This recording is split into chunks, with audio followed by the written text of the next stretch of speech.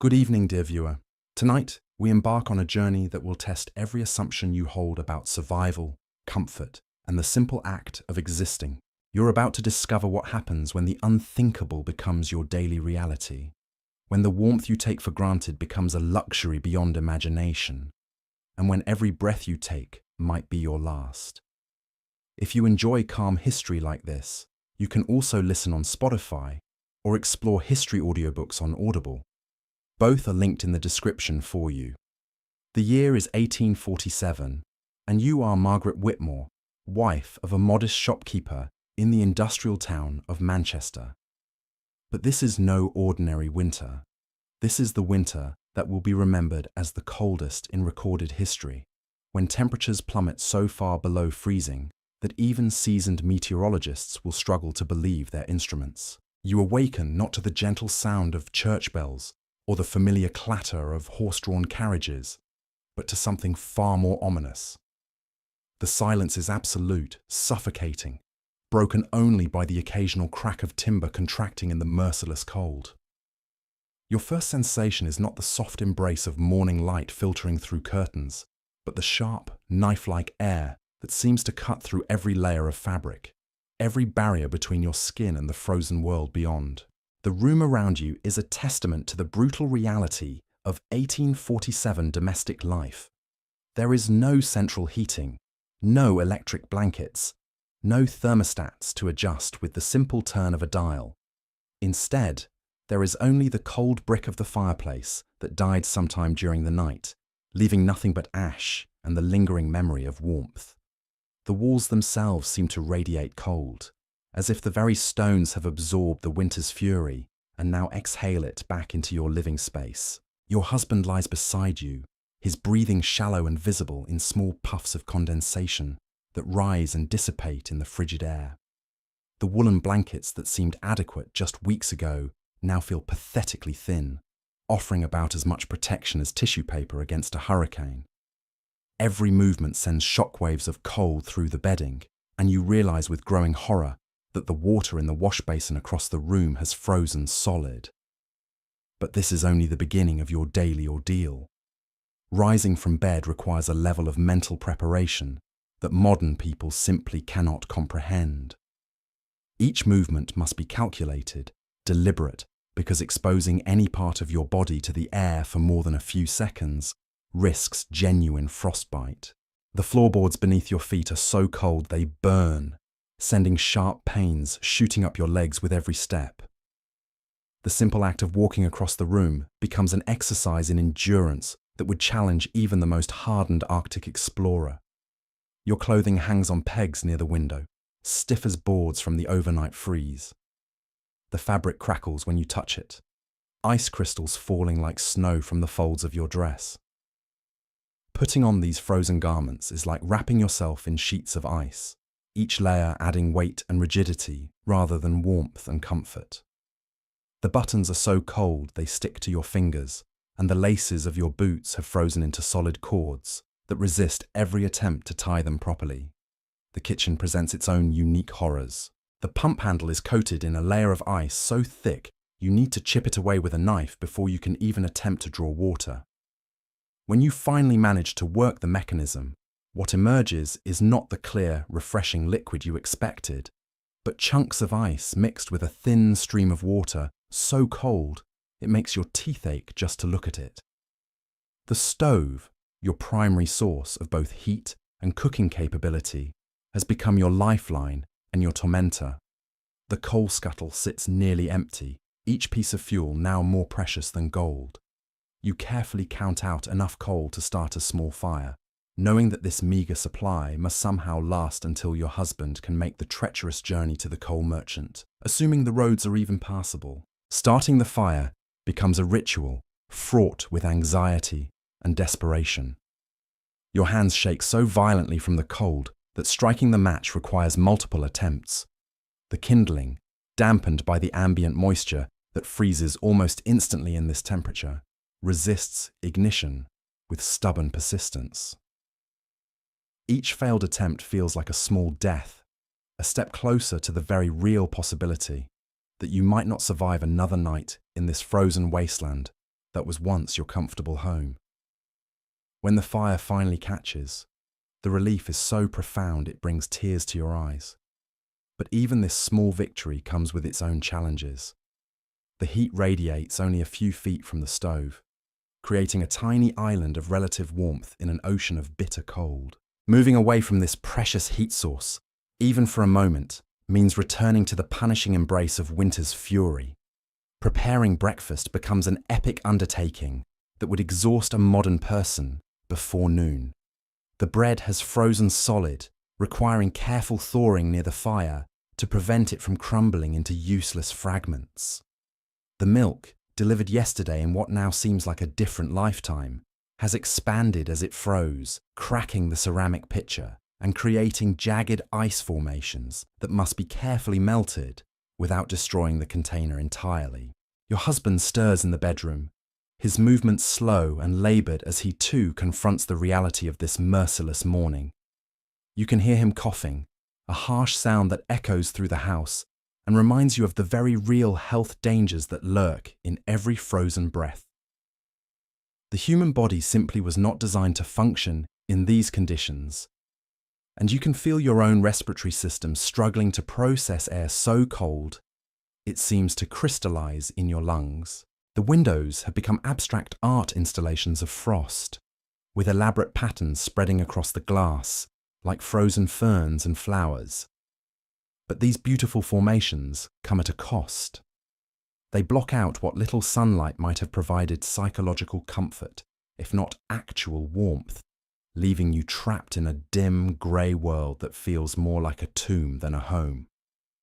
Outside, you can hear the occasional sound of something cracking under the pressure of the cold. Tree branches snap with reports like gunshots, their sap frozen solid, until the wood can no longer bear the stress. Somewhere in the distance, a dog barks once and then falls silent, as if even the animals understand that conserving energy is now a matter of survival. The simple act of getting dressed reveals just how inadequate your wardrobe is for these unprecedented conditions. Layer upon layer of clothing must be donned, each piece adding bulk but precious little actual insulation.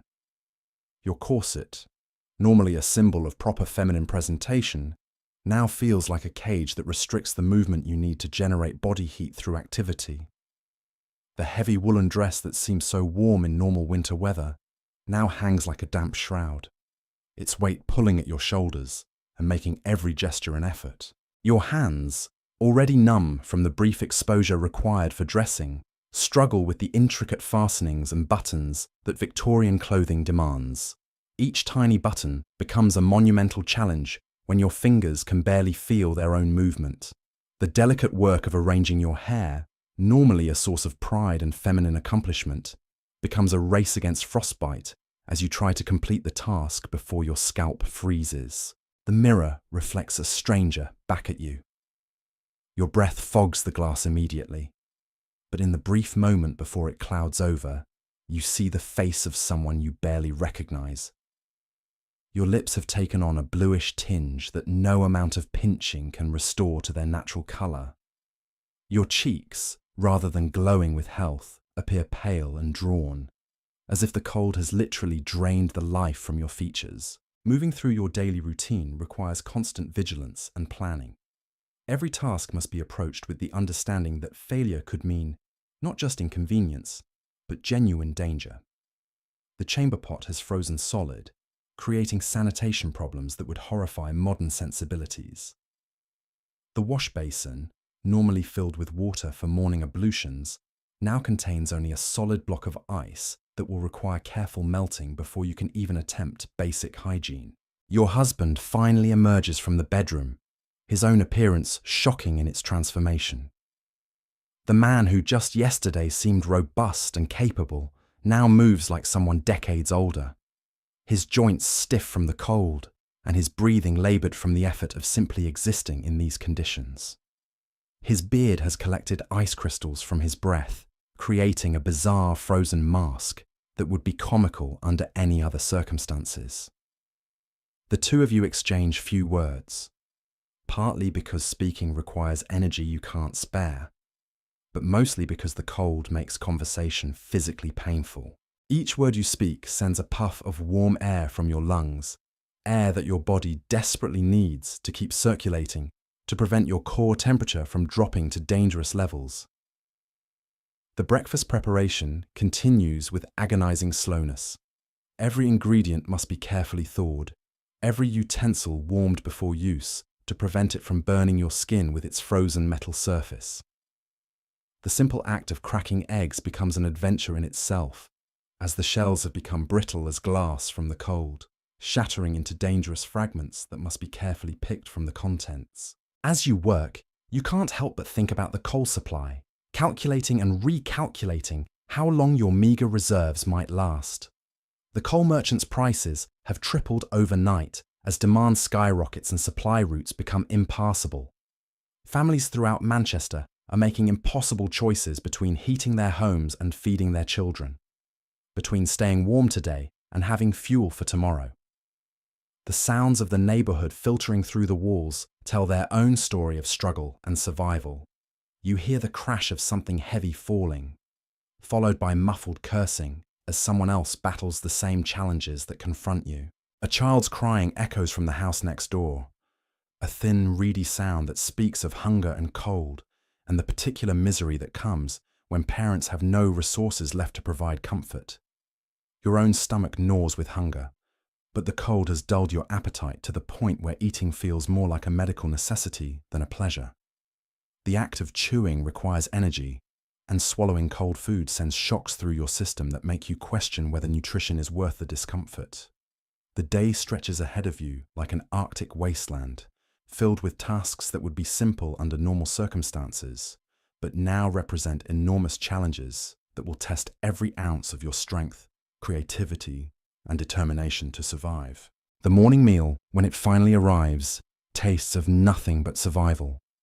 The porridge, made from oats that had to be chipped from a frozen sack with a hammer, has the consistency of paste and the temperature of barely melted ice. Each spoonful requires conscious effort to swallow, your throat protesting the intrusion of anything that isn't body temperature. The tea, weak from rationed leaves, provides more psychological comfort than physical warmth, though you cradle the chipped ceramic mug between your palms like a precious jewel. Your husband announces his intention to venture to the shop, though you both know this may be impossible. The streets of Manchester have become treacherous corridors of ice and snow drifts that reach past second-story windows in some areas. Reports from neighbours speak of people becoming lost between buildings that stand mere yards apart, the familiar landscape rendered unrecognisable by the relentless accumulation of snow and the complete absence of any recognisable landmarks. The decision of whether to open the shop becomes a calculation of risk versus desperate necessity. The few customers who might brave these conditions represent the difference between having money for coal and food, or watching your family slowly succumb to the dual threats of starvation and freezing. But the journey itself could prove fatal, with temperatures so severe that exposed skin begins to freeze within minutes of contact with the outside air. You help him prepare for the expedition with the solemnity of someone dressing a soldier for battle. Extra layers of clothing, scarves wound around his face until only his eyes remain visible. Thick mittens over thinner gloves to provide both dexterity and protection. Every piece of fabric in the house is conscripted into service, creating a bulky figure that can barely move but might survive the quarter-mile walk to the shop. The front door has become an enemy. Ice has sealed it shut so completely that opening it requires both of you putting your full weight against the wooden panel, while using a poker to chip away the frozen barrier. When it finally gives way, the rush of outside air is so brutally cold it takes your breath away completely. The world beyond your threshold has transformed into something alien and hostile. Snow has drifted against buildings in fantastic formations, some reaching heights that completely obscure first-floor windows. The familiar street has vanished beneath a blanket of white so deep and uniform that determining where the road ends and the sidewalk begins becomes impossible. Telegraph poles lean at dangerous angles, weighted down by ice accumulations so thick they've tripled in diameter. Your husband steps into this frozen hellscape with the grim determination of someone who understands he may not return. Each footstep disappears completely into snow so deep it swallows him past his knees. Progress becomes a matter of wading rather than walking, each movement forward requiring enormous physical effort that drains precious body heat with every struggle. Watching him disappear into the white void feels like witnessing a death. The swirling snow obscures visibility so completely that he vanishes from sight before reaching the end of your small front garden. The silence that follows his departure is profound and terrifying, broken only by the constant whisper of wind-driven snow against the windows and the occasional groan of timber somewhere in the neighborhood, succumbing to the impossible weight of accumulated ice. Alone now, you confront the full horror of your situation with crystalline clarity. The fire in the kitchen stove has already begun to diminish, each piece of remaining coal representing hours of potential warmth that must be carefully rationed. The choice between maintaining heat for cooking and preserving fuel for overnight survival becomes a mathematical equation with life or death consequences. The house itself seems to be surrendering to the cold. You can hear strange popping and cracking sounds coming from the walls as the timber contracts beyond its normal limits. Frost begins forming on the interior surfaces of exterior walls, creating delicate white patterns that would be beautiful under any other circumstances, but now represent the visible proof that your shelter is failing to protect you from the elements. Your breath has become a constant visible reminder of the temperature. Each exhalation creates clouds of vapor that linger in the air before dissipating, and you find yourself unconsciously trying to breathe less frequently to conserve the warmth in your lungs. The simple act of existing has become an exercise in energy conservation that requires constant conscious thought and planning. The water situation grows more desperate by the hour. The pump outside has frozen completely solid, making it impossible to draw fresh water for cooking, cleaning, or drinking. The small reserve you managed to collect before the freeze has already begun forming ice crystals around the edges, and you realize that within hours, even this precious supply will be unusable without careful melting. Melting ice and snow for water becomes your primary occupation, a task that consumes enormous amounts of your dwindling fuel supply while producing relatively small quantities of the liquid essential for survival. Each pot of snow yields only a fraction of its volume in water, and the fuel required for the melting process represents hours of potential heating that must be sacrificed for this most basic necessity. The psychological weight of isolation begins to press down upon you with increasing intensity. With your husband gone and no way to communicate with neighbors or the outside world, you exist in a bubble of uncertainty that amplifies every fear and concern. The absence of normal sounds, the familiar noise of daily life that usually provides unconscious comfort, has been replaced by an oppressive quiet that makes every small noise seem ominous and threatening. Hunger gnaws at you with increasing persistence, but the cold has created a cruel paradox. Your body desperately needs fuel in the form of food to generate the energy necessary to maintain body temperature. Yet the process of eating anything cold enough to match your storage conditions sends shockwaves through your system that seem to drain more energy than they provide. The pantry, normally a source of security and abundance, now represents a finite countdown to starvation. Each item must be carefully evaluated, not just for its nutritional value, but for the fuel cost required to make it edible. Root vegetables have frozen solid as stones, requiring significant heating to render them chewable. Preserved meats have become blocks of ice that resist even the sharpest knives. The afternoon brings no relief from the relentless cold, and you begin to understand that this is not simply an unusually harsh winter day, but something unprecedented in its severity and duration. The temperature continues to drop as the weak winter sun provides no meaningful warmth, hidden as it is behind layers of storm clouds that promise only more snow and more punishing cold. Your clothing, despite multiple layers, has become inadequate to the point of being almost useless. The fabric closest to your skin has absorbed moisture from perspiration and breath, creating a damp barrier that actually conducts heat away from your body rather than insulating it. The outer layers have stiffened from the cold until they restrict movement, making every gesture an effort that burns precious calories. The simple task of maintaining the fire becomes an all-consuming occupation that dominates every waking moment. Each piece of coal must be carefully placed to maximize heat output while conserving fuel.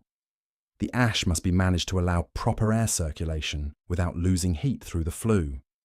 The delicate balance between too little air, which smothers the flame, and too much air, which wastes heat up the chimney, requires constant adjustment and attention. As evening approaches with its promise of even more brutal temperatures, you realize that your husband should have returned hours ago. The growing darkness brings with it the terrifying possibility that he has become another casualty of this unprecedented weather event, lost somewhere in the white wilderness that Manchester has become.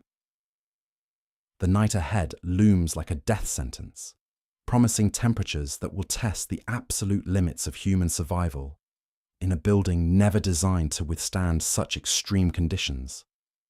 Every decision you make in the next few hours may determine whether you live to see another dawn, or become another statistic in what history will remember as the winter that challenged the very boundaries of human endurance. The candle on your kitchen table flickers with each of your shallow breaths, its flame dancing precariously close to extinction.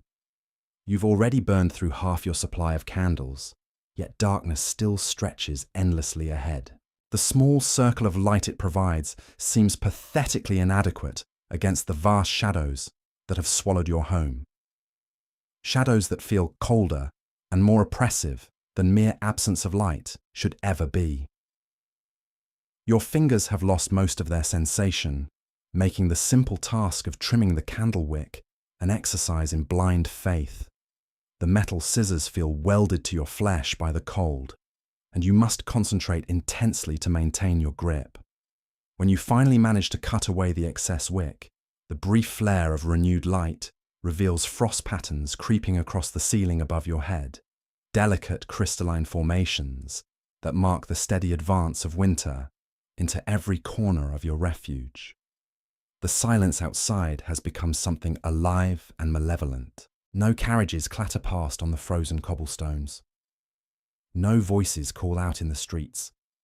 Even the ever-present industrial sounds of Manchester, the rhythmic hammering and grinding that normally provides the soundtrack to daily life, have fallen completely silent. The mills have closed, their machinery too frozen to operate, their workers huddled in whatever shelter they can find. You venture toward the front window, each step across the frozen floorboards, sending sharp pains shooting through your feet. The frost on the glass has grown so thick it's become completely opaque, transforming your windows into walls of white crystal. Using your fingernail, you scratch away a small viewing hole, the ice shavings falling like snow onto the windowsill. The world beyond is unrecognizable. What was once a familiar street lined with modest brick houses has become an Arctic wasteland. Snow has drifted so high against some buildings that their front doors have completely disappeared.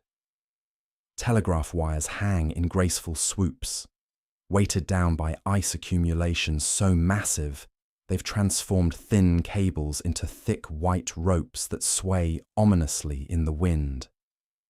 A movement in the distance catches your eye. Something dark struggles through the snow, moving with painful slowness toward your house. Your heart hammers against your ribs as you strain to identify the figure. Could it be your husband, finally returning from his perilous journey?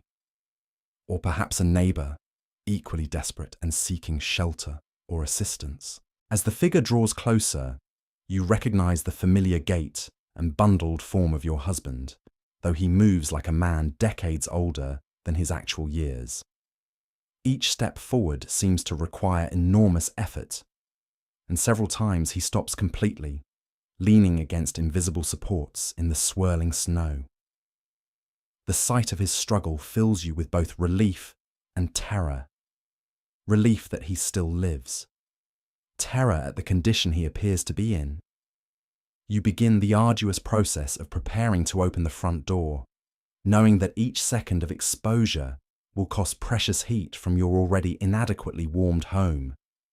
The door handle has become so cold it burns your palm even through thick mittens. Ice has reformed in the gaps around the frame, sealing it shut once again with natural cement that requires significant force to break.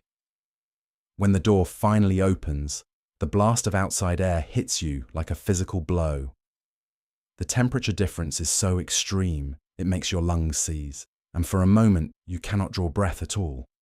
Your husband stumbles across the threshold, more falling than walking, his clothing so stiff with accumulated ice that it crackles with every movement.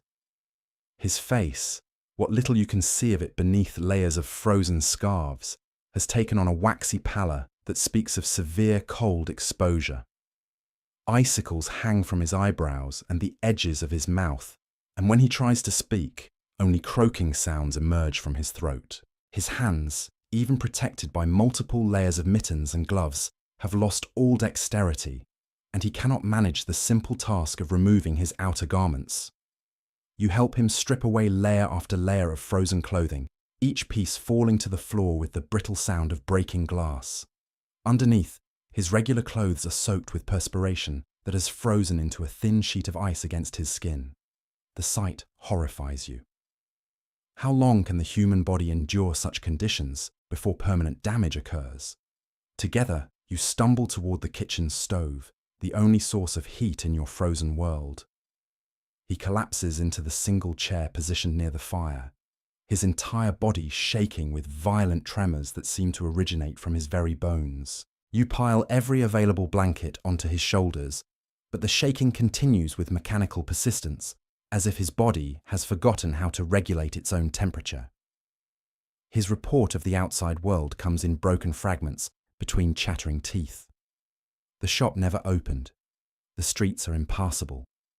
The coal merchant's supply has run out completely, and even if coal were available, no cart could navigate the snow-clogged roads to deliver it. Several neighbours have already abandoned their homes, seeking shelter with relatives in warmer regions, though whether they survived their journeys remains unknown. The news about coal hits you like another physical blow.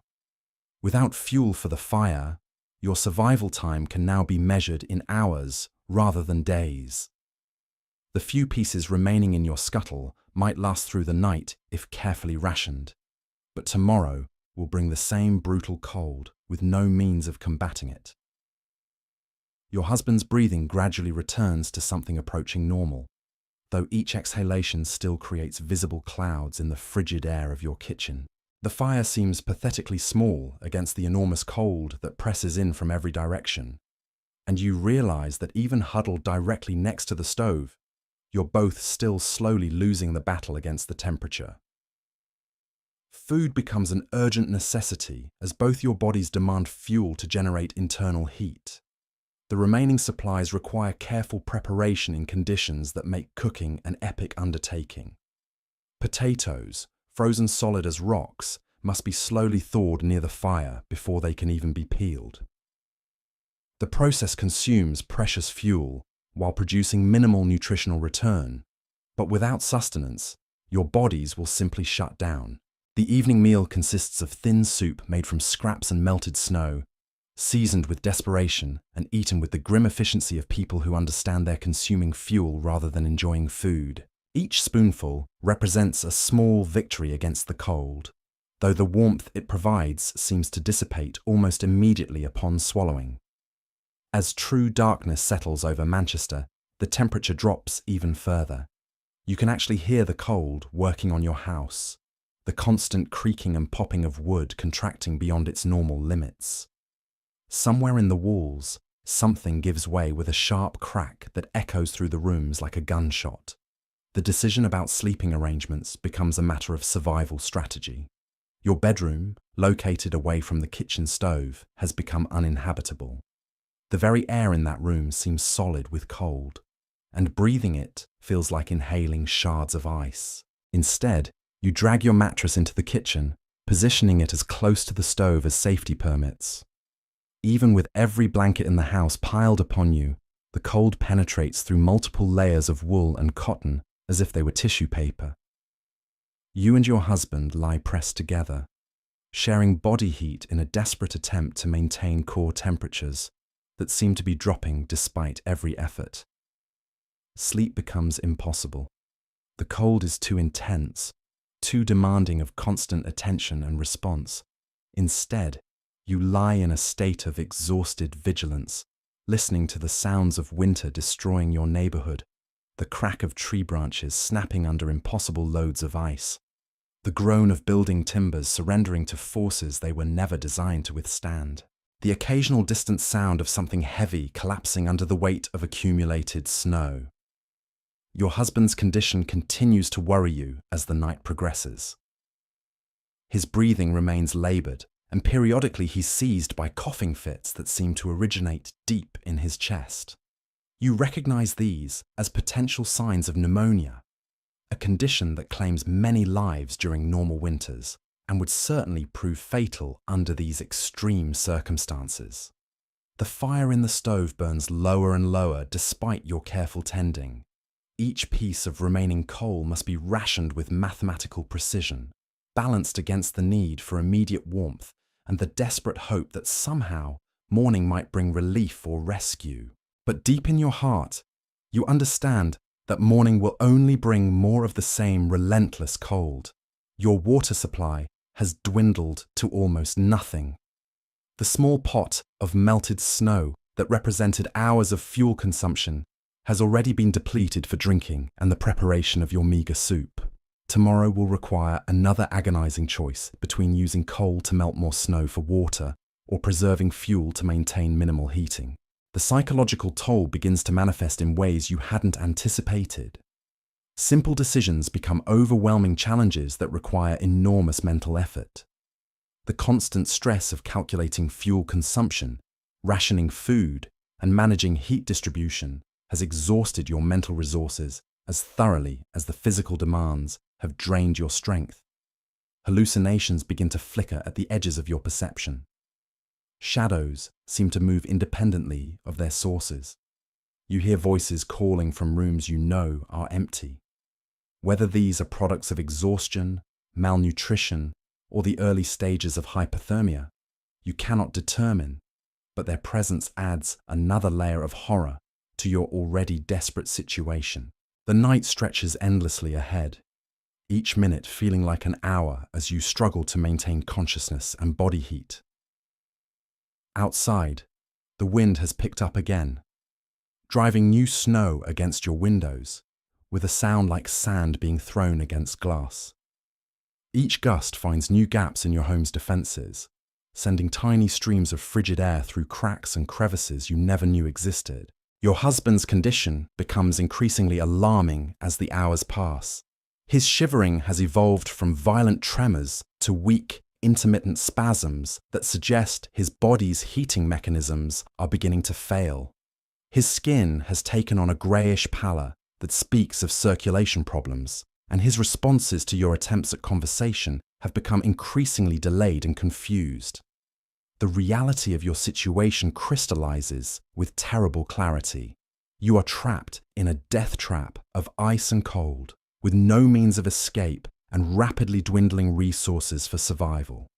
The civilized world of Victorian Manchester has been replaced by something primitive and merciless, where human life hangs by the thinnest of threads and survival depends entirely on factors beyond your control. Morning, when it finally arrives, brings no relief whatsoever.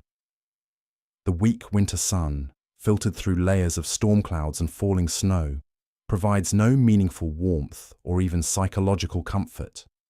If anything, the daylight only makes your situation more apparent by revealing the true extent of the catastrophe that has befallen your city.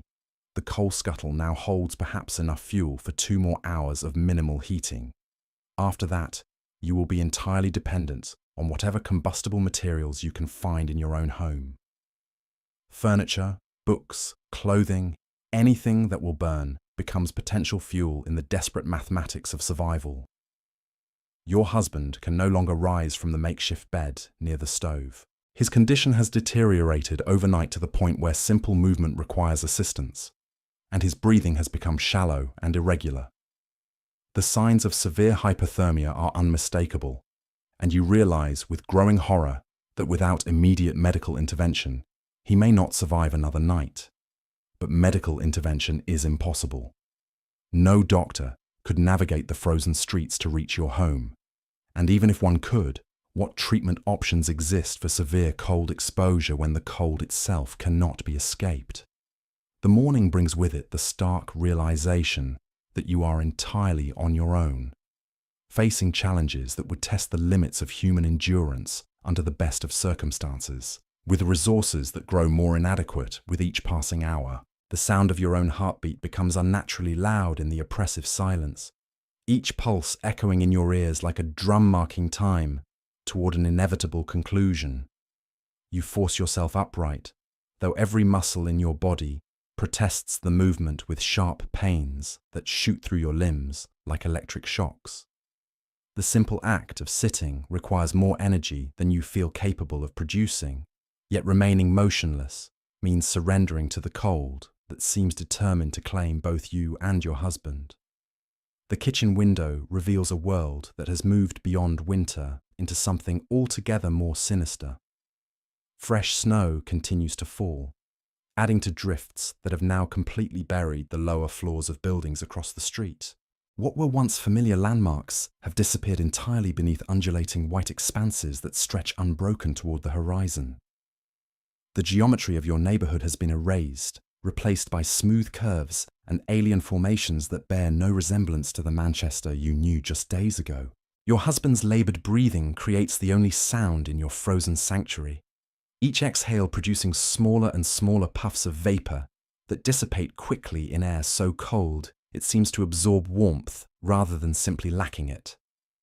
His lips have developed a distinctly blue tinge that speaks of oxygen deprivation, and when you touch his forehead, his skin feels waxy and unnaturally cold despite the blankets piled upon him.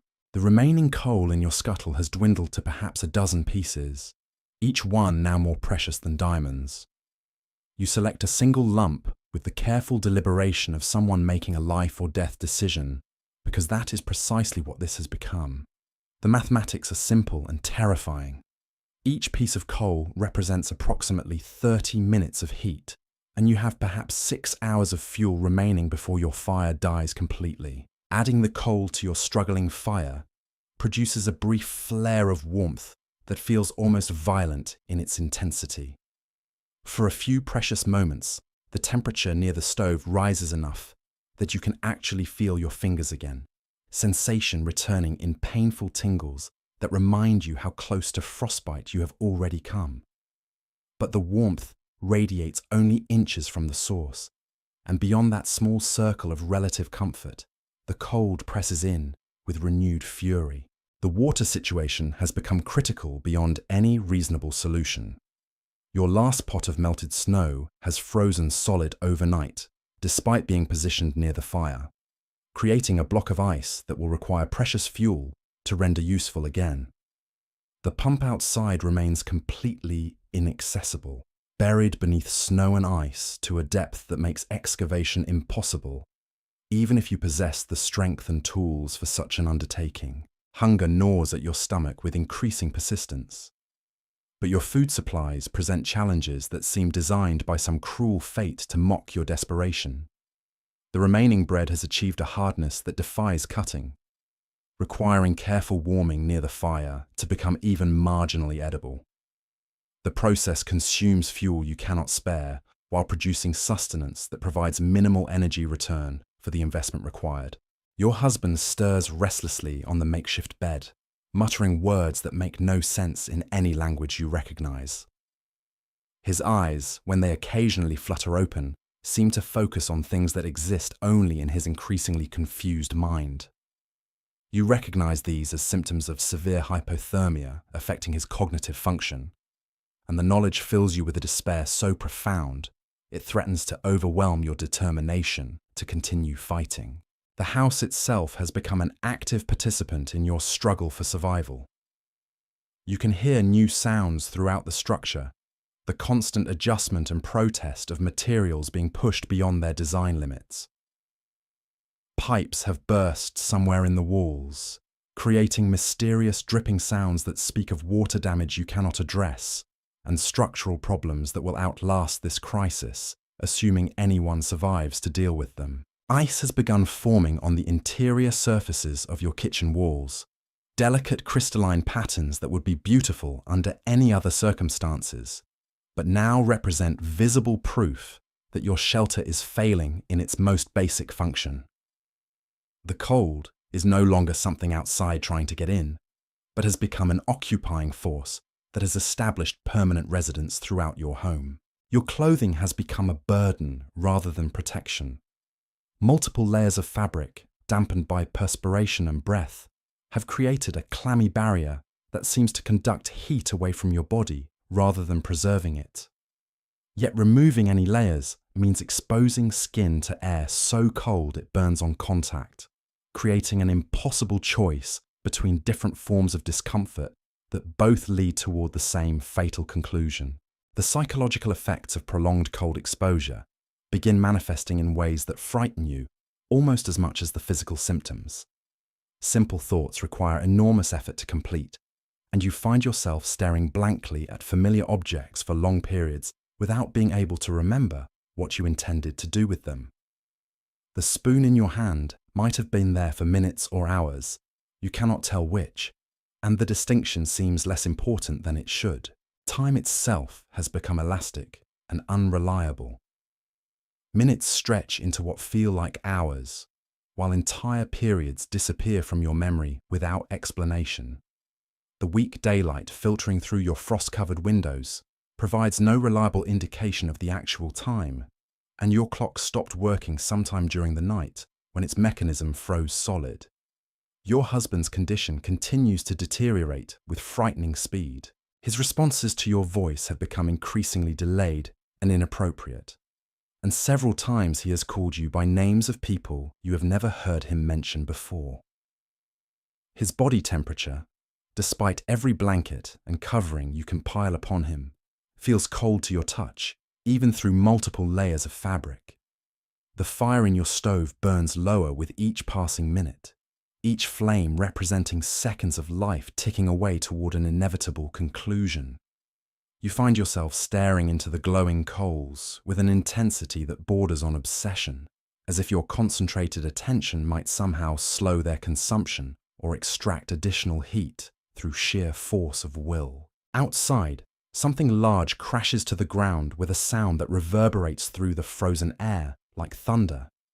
Whether a tree, a building, or some structure collapsing under the impossible weight of accumulated snow and ice, you cannot determine, but the sound serves as a reminder that your neighborhood is being systematically destroyed by forces that care nothing for human comfort or survival. The remaining food in your pantry presents choices that would have seemed absurd just a week ago, but now require careful consideration of energy expenditure versus nutritional return. Each potato that must be thawed requires fuel that might be better used for heating. Each piece of preserved meat that needs warming consumes coal that could extend your heating supply by precious additional minutes. Your body has begun consuming itself for fuel, breaking down muscle tissue to generate the energy needed to maintain core temperature. You can feel yourself growing weaker by the hour, each movement requiring conscious effort that once would have been automatic. Simple tasks like adding coal to the fire or adjusting blankets become monumental undertakings that leave you exhausted and gasping. The silence outside has taken on an almost supernatural quality, as if the entire world has been muffled beneath layers of snow and ice so thick that sound itself cannot penetrate.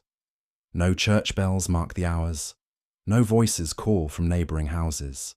Even the wind has died to barely a whisper, leaving you trapped in a bubble of quietude that makes every small noise in your house seem unnaturally loud and significant. Your husband's breathing has become increasingly irregular, long periods of silence followed by sudden gasping intakes that suggest his body is struggling to maintain even the most basic functions. You press your ear to his chest and can hear his heartbeat, rapid and fluttery like a bird trapped in a cage, working frantically to circulate blood through extremities that have already begun shutting down to preserve vital organs. The coal scuttle now holds perhaps enough fuel for 3 more hours if carefully rationed, or 2 hours if used more generously to provide actual comfort, rather than mere survival. The choice between extending your agony and ending it more quickly with a few hours of relative warmth becomes a decision that no human being should ever have to make. You begin taking inventory of anything in your house that might burn once the coal runs out. Furniture can be broken up and fed to the fire, though the energy required to dismantle wooden chairs and tables might exceed the heat value they would provide. Books will burn readily, but produce little sustained heat. Clothing might provide temporary warmth, but at the cost of insulation you desperately need to maintain. The morning light, such as it is, reveals that snow continues to fall with relentless consistency. Rather than the large, fluffy flakes of ordinary winter storms, this precipitation consists of small, hard crystals that strike the windows with tiny ticking sounds and seem to pack together with unusual density. The accumulation rate appears to be accelerating rather than diminishing, suggesting that conditions will continue worsening rather than improving. Your water supply has reached the point where every drop must be carefully considered and rationed. The small amount you managed to melt from snow yesterday has already been consumed, and the energy cost of producing more liquid from ice may exceed your fuel capacity. Dehydration becomes another enemy in your growing list of threats, one that will weaken you even faster than hunger or cold alone. The psychological challenge of maintaining hope becomes as difficult as any physical hardship you face. Every logical calculation points toward the same inevitable conclusion, yet some primitive part of your mind continues to search for solutions that rational thought knows do not exist. The human capacity for denial in the face of overwhelming evidence becomes both a blessing and a curse, providing motivation to continue while preventing realistic assessment of your actual situation. Your husband calls out suddenly, his voice startlingly clear after hours of mumbling incoherence. He speaks your name with perfect clarity, then asks about visiting his mother for Sunday dinner, apparently unaware that his mother died 3 years ago, or that Sunday dinners are luxuries that belong to a world of warmth and plenty that no longer exists. The confusion in his voice breaks your heart more completely than his physical deterioration, because it represents the loss of the man you married to an enemy that attacks not just the body, but the very essence of human consciousness.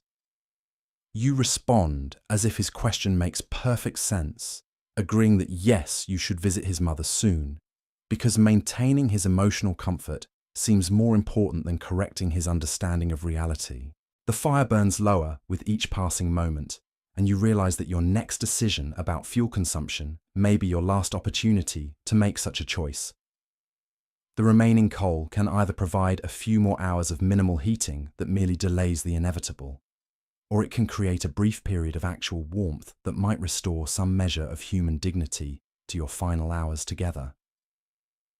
The mathematics of survival have reduced your existence to the most primitive calculations.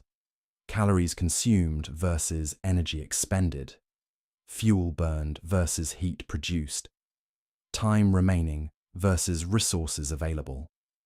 Each equation leads to the same conclusion, yet some stubborn part of your spirit refuses to accept the obvious answer. Outside your frost-covered window, the world continues its transformation into something alien and hostile. The familiar sounds of civilization have been replaced by the occasional crack of something breaking under pressure, the whisper of wind-driven snow, and the profound silence that comes when an entire city has been forced into submission by forces beyond human control. Your body has begun the process of shutting down non-essential functions to preserve core temperature, a biological response that manifests in increasingly sluggish thoughts and movements that require conscious effort to complete. The simple act of reaching for another piece of coal becomes a complex operation that must be planned and executed, with the careful precision of someone whose coordination can no longer be taken for granted. The remaining daylight hours stretch ahead, like a frozen eternity, each minute requiring the same desperate calculations about resource allocation and survival strategy. Every breath you take represents energy expended. Every movement consumes calories you cannot spare. Every decision carries consequences that extend far beyond its immediate effects. Yet somehow, despite the overwhelming evidence that your situation has moved beyond hope into the realm of mere endurance, you continue to tend the fire, continue to care for your husband, continue to make the small choices that define the difference between surrendering to despair and maintaining the essential human dignity that separates survival from mere existence. The coal scuttle holds perhaps 2 hours of fuel, and the day is only beginning. The decision weighs upon you with crushing finality. 2 pieces of coal remain in the scuttle, each representing perhaps 40 minutes of precious heat. Your husband lies motionless, except for the irregular rise and fall of his chest, his breathing so shallow you must watch carefully to confirm he still lives. The choice before you transcends mere survival mathematics and enters the realm of human dignity. You select both pieces with trembling fingers that can barely maintain their grip on the frozen lumps. If death comes today, it will find you warm. The coal falls into the glowing embers with a soft thud that seems to echo through your frozen kitchen like a bell tolling the hours. The flames leap higher than they have in days, casting dancing shadows on walls that glisten with interior frost. For the first time since this nightmare began, genuine warmth radiates beyond the immediate vicinity of the stove. The sensation is so profound, so completely unexpected, that tears spring to your eyes and freeze on your cheeks before they can fall. You pull your chair closer to the fire and allow yourself the luxury of removing one layer of mittens, flexing fingers that tingle painfully as sensation returns. Your husband stirs at the increased warmth, his eyes opening with something approaching clarity for the first time in hours. He looks at you with recognition, and for a precious moment, the man you married returns from wherever hypothermia had taken him. His lips, still blue but no longer the frightening grey they had become, move in an attempt to speak. The words emerge as barely a whisper, but you understand them perfectly. He apologizes for leaving you alone in this frozen hell, as if the weather were somehow his personal failing, rather than an act of nature beyond any human control. You take his hand, shocked by how cold his skin feels, even through your remaining mittens, and tell him there is nothing to forgive. The increased heat allows you to attempt something that would have been impossible hours earlier. You manage to melt enough snow to create a cup of weak tea, the first warm liquid either of you has consumed since yesterday. The process requires careful rationing of your newfound warmth, positioning the pot close enough to the flames to achieve melting without sacrificing the direct heat you both desperately need. The tea tastes of nothing but hot water and hope, yet drinking it feels like the most luxurious experience imaginable. The warmth travels down your throat and spreads through your chest, creating a sensation of internal heat that your body had almost forgotten was possible. You help your husband sip from the cup, watching colour return to his lips with each small swallow. Outside, the world continues its relentless transformation. Through your small, scratched viewing hole in the frosted window, you can see that snow has now drifted so high against the house across the street that only its chimney remains visible above the white expanse.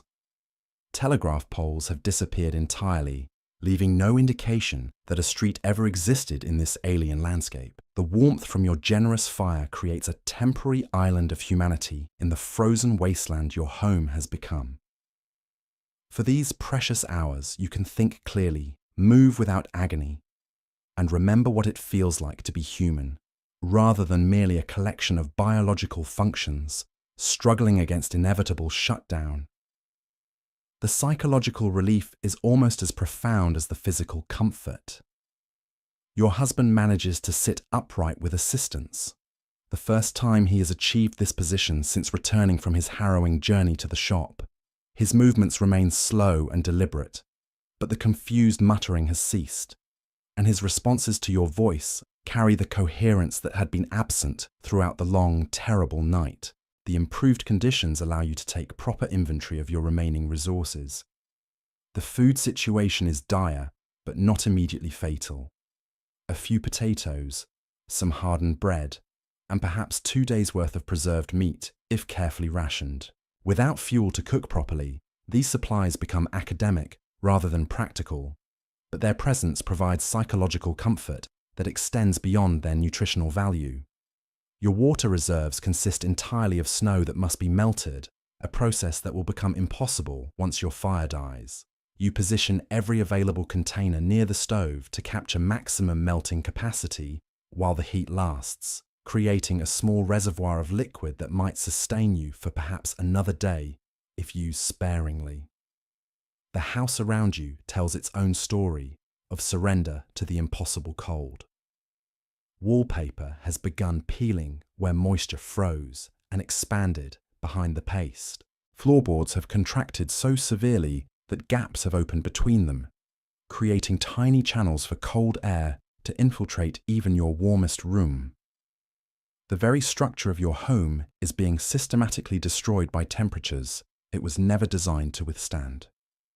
Your husband speaks for the first time in hours, his voice weak but rational as he describes his journey to the shop. The streets had become impassable canyons carved through snowdrifts that reached heights of 10 feet or more. Buildings stood like islands in a frozen sea, their lower floors completely buried beneath accumulations that transformed Manchester's familiar geography into something unrecognizable. The shop owners who had managed to reach their establishments found customers non-existent and supply lines completely severed. Coal merchants reported that their last deliveries had been made 3 days ago, before the full severity of the storm became apparent. No new shipments could reach the city through roads blocked by snow and ice, and no existing supplies remained to purchase at any price. He had encountered other men attempting similar desperate journeys, all reporting the same devastating news. Food supplies throughout the city were rapidly depleting. Medical services had ceased functioning entirely. Even the postal system, that symbol of Victorian reliability and efficiency, had suspended all operations indefinitely. Manchester had become an isolated island in a frozen ocean, cut off from all external assistance or supply. The social fabric of your neighbourhood was beginning to unravel under the pressure of unprecedented hardship. Families with young children had begun abandoning their homes, attempting dangerous journeys to relatives in warmer regions, despite roads that claimed lives daily. Others had barricaded themselves in their houses with whatever supplies they possessed, refusing to answer doors or acknowledge neighbours' pleas for assistance. Reports circulated of people burning furniture, books, and even structural elements of their homes in desperate attempts to maintain heating. Some families had moved entirely into single rooms, abandoning the rest of their houses to the cold, while focusing their meagre resources on defending one small space against the advancing winter. Your husband's account of the morning's expedition reveals the true scope of the catastrophe. This is not simply an unusually harsh winter storm, but a weather event of unprecedented severity that has overwhelmed every system and resource that civilized society depends upon for survival. The comfortable assumptions of Victorian life, the reliable delivery of coal and food, the accessibility of medical care, the basic infrastructure that makes urban living possible, have all collapsed under the weight of impossible cold. The warmth from your sacrificial fire begins to diminish as the coal burns through its accelerated consumption. You can feel the temperature starting to drop even as you sit directly beside the stove, and you realize that your brief reprieve is drawing to its inevitable close. The return to desperate cold will be even more difficult now that your body has remembered what comfort feels like. Your husband seems to understand the mathematics as clearly as you do. His improved clarity of thought has restored his ability to calculate fuel consumption and remaining supplies with the same grim precision that occupies your own mind. Neither of you speaks of the obvious conclusion, but both understand that you have perhaps 6 hours of minimal heating remaining before the fire dies completely. The afternoon light filtering through your frost-covered windows provides no warmth, only the psychological comfort of knowing that somewhere beyond the storm, the sun still exists. The snow continues falling with mechanical persistence, adding to accumulations that have already surpassed anything in recorded memory. Weather patterns that should have moved through the region days ago seem locked in place by atmospheric conditions that no meteorologist could have predicted or prepared for. Your husband reaches for your hand with fingers that still tremble from cold, despite the temporary warmth. His grip feels fragile, as if the bones beneath his skin have become hollow and brittle from exposure to temperatures that challenge the basic chemistry of human survival. Yet his eyes hold a clarity and determination that speaks of decisions made and accepted, with whatever dignity remains available. The conversation that follows requires no words. You both understand what the next hours will bring, what choices remain available, and what outcomes await regardless of the decisions you make. The fire will die. The cold will return with renewed fury.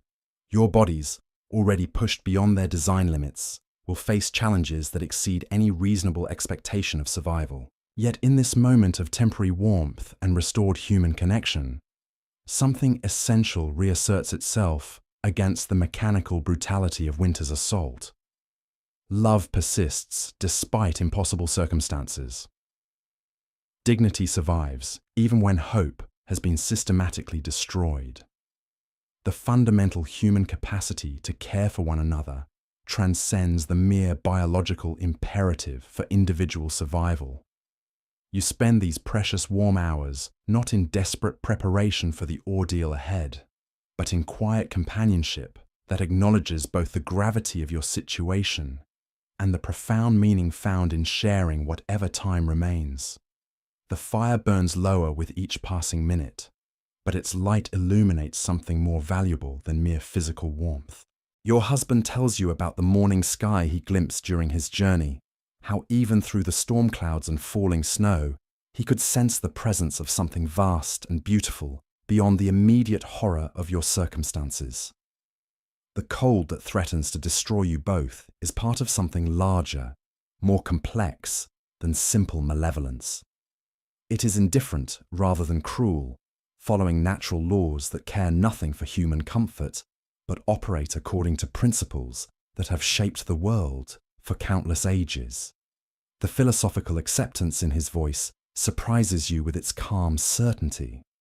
This is not resignation or defeat, but rather a mature acknowledgement of humanity's place in natural systems that operate on scales far beyond individual human experience. The storm that threatens your lives is the same force that shapes mountain ranges and carves river valleys, that creates the very landscape that makes life possible during gentler seasons.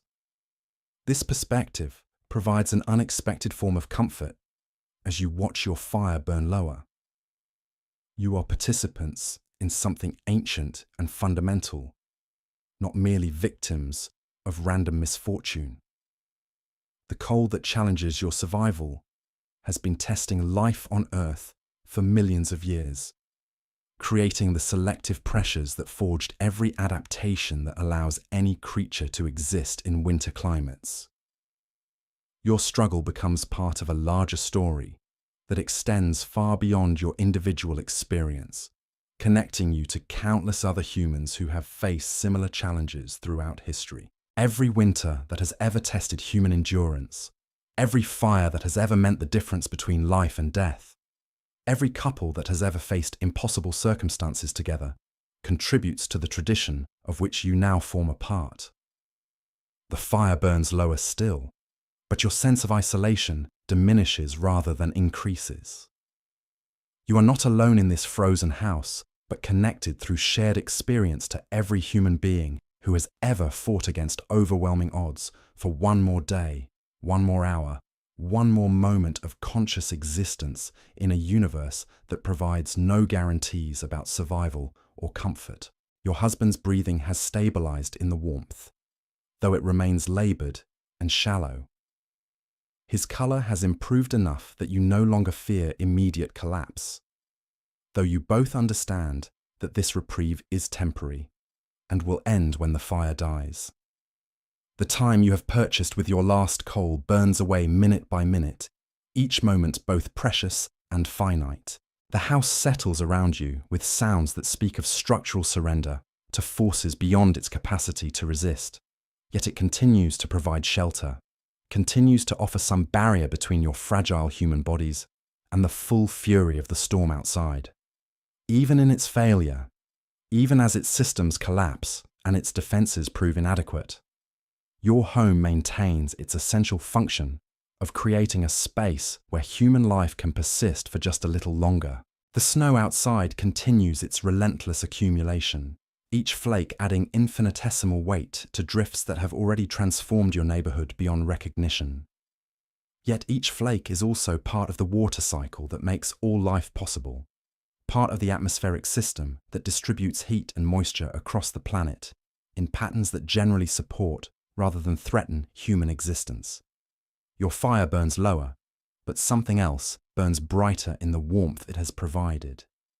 Call it love, call it dignity, call it the irreducible human spirit that persists even when every rational calculation suggests surrender.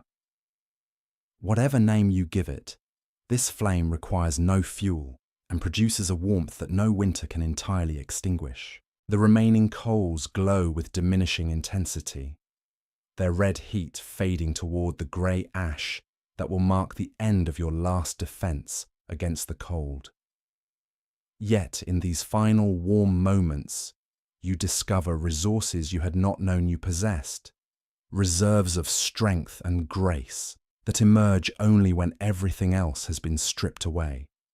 Your husband squeezes your hand with fingers that have regained enough sensation to communicate tenderness along with determination. The gesture says everything that words could express and more besides. Whatever comes next, you will face it together with whatever dignity and courage remain available to ordinary people confronting extraordinary circumstances. The fire burns lower, the cold presses closer, and the long afternoon stretches ahead toward an evening that will test every assumption you have ever held about the limits of human endurance.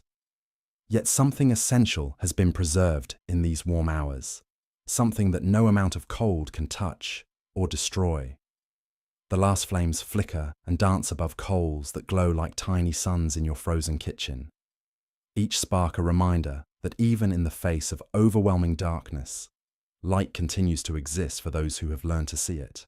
The coals settle into their final arrangement with soft whispers and occasional pops, each sound marking another step toward the inevitable return of merciless cold. You watch the last flames dance with hypnotic fascination, knowing that when they die, your brief reprieve from winter's assault will end. The temperature in your kitchen has already begun its relentless descent, though the change is so gradual that your heat-starved body clings to every degree with desperate gratitude. Your husband's improved condition allows him to help you prepare for what comes next, though both of you understand the preparations are more ritual than practical solution. Together, you drag every piece of furniture that might burn closer to the stove, creating a small fortress of potential fuel around your diminishing fire. The wooden kitchen chairs, the small side table, even the cutting board from your food preparation area become candidates for sacrifice to the flames. The process of dismantling furniture requires tools you do not possess and strength your bodies can barely muster. The kitchen chairs resist destruction with stubborn persistence, their joints held together by craftsmanship designed to last generations rather than provide emergency heating. Your attempts to break them apart by force prove futile, serving only to exhaust energy reserves you cannot afford to waste. Your husband discovers that the poker from your fireplace set can be used to pry apart some of the simpler joints, though the work proceeds with agonizing slowness. Each piece of wood extracted from furniture represents perhaps 10 minutes of additional heat, a calculation that makes the enormous effort required seem almost worthwhile. The destruction of your household goods carries emotional weight beyond their practical value, marking the systematic dismantling of the domestic life you had built together. The bread box yields easily to dismantling, its thin wooden sides separating cleanly to provide kindling that will burn quickly but brightly. The small bookshelf in the corner proves more challenging, its sturdy construction requiring concentrated effort that leaves both of you gasping in the cold air. Yet each board you manage to extract represents hope measured in minutes of warmth. Books themselves present another category of potential fuel, though burning them feels like destroying pieces of civilization itself. The leather-bound volumes that represented education and culture in your former life now become candidates for conversion into heat energy. You select the largest volumes first, calculating that thicker books will burn longer and provide more sustained warmth than thinner texts. The moral weight of burning books troubles you more than destroying furniture, as if you are participating in the systematic elimination of human knowledge rather than simply trying to survive. Yet survival trumps sentiment, and you carefully tear pages from volumes that once provided intellectual nourishment, preparing them as tinder for the wooden furniture that will follow. Your clothing presents the most complex fuel calculations. Burning fabric provides quick heat but little sustained warmth, while reducing the insulation layers you desperately need to maintain body temperature. The choice between immediate heat and continued protection becomes another impossible decision in your growing collection of survival paradoxes. You decide to sacrifice some of your undergarments, items that provide less visible insulation but still contribute to your overall warmth retention. The cotton and linen burn readily, producing brief flares of heat that feel almost violent in their intensity before quickly consuming themselves and returning you to the advancing cold. Your husband's extra shirt becomes another casualty, torn into strips that will serve as kindling to help ignite the more substantial wooden fuel. The process of destroying clothing that might be needed later requires a psychological shift from planning for future survival to focusing entirely on immediate needs. The last coals in your stove have faded to dim red embers that provide more light than heat, glowing like tiny eyes in the gathering darkness of your kitchen. The moment has arrived to begin feeding your makeshift fuel to the dying fire, starting with the smallest pieces and working toward larger items as the flames hopefully establish themselves. The first pieces of torn book pages catch immediately, creating a brief resurrection of flame that fills you with disproportionate joy. The fire climbs eagerly through the paper fuel, consuming months of carefully saved reading material in seconds while providing precious moments of renewed warmth. You feed more pages to the growing flames, watching literature transform into life-sustaining heat. The wooden pieces from your dismantled furniture prove more challenging to ignite than you had hoped. The cold has penetrated so deeply into the wood that it resists catching fire despite the paper kindling beneath it. You blow gently on the flames, trying to provide additional oxygen without extinguishing the delicate combustion process. Gradually, persistence pays off as the wood begins to smolder and then catch. The flames spread along the grain of the dismantled chair legs, producing the first substantial heat you have felt since your last coal burned away. The warmth radiates outward from the stove with blessed intensity, though you know this reprieve will be even briefer than your coal-fueled respite. Your husband manages to break off another piece of furniture, the effort leaving him exhausted, but providing additional fuel for the growing fire. The flames leap higher as fresh wood is added, casting dancing shadows on walls that glisten with accumulated frost. For a few precious minutes, your kitchen feels almost habitable again. The psychological effect of renewed fire proves as important as the physical warmth it provides. Hope, that most dangerous of emotions in your current circumstances, begins to stir again despite every rational argument against optimism. Perhaps you can sustain this makeshift heating system long enough for conditions to improve. Perhaps rescue will arrive before your improvised fuel supply runs out. But even as hope flickers to life, cold reality reasserts itself through simple mathematics. The furniture in your kitchen will provide perhaps 4 hours of heating if burned efficiently.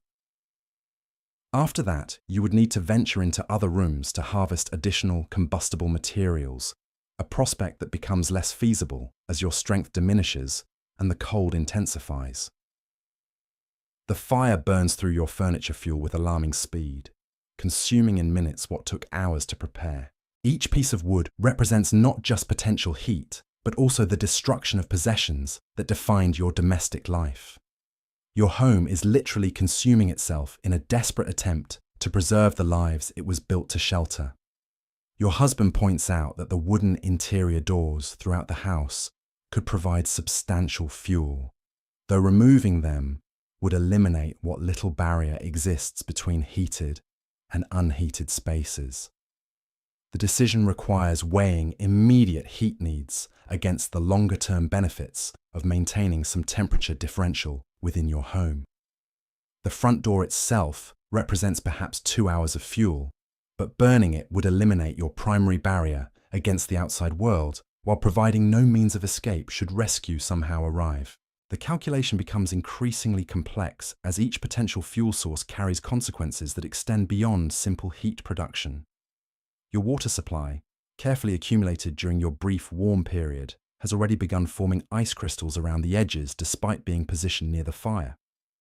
The sight reminds you that even your current heating efforts are insufficient to maintain temperatures above freezing throughout your kitchen. You are merely slowing the advance of cold rather than defeating it.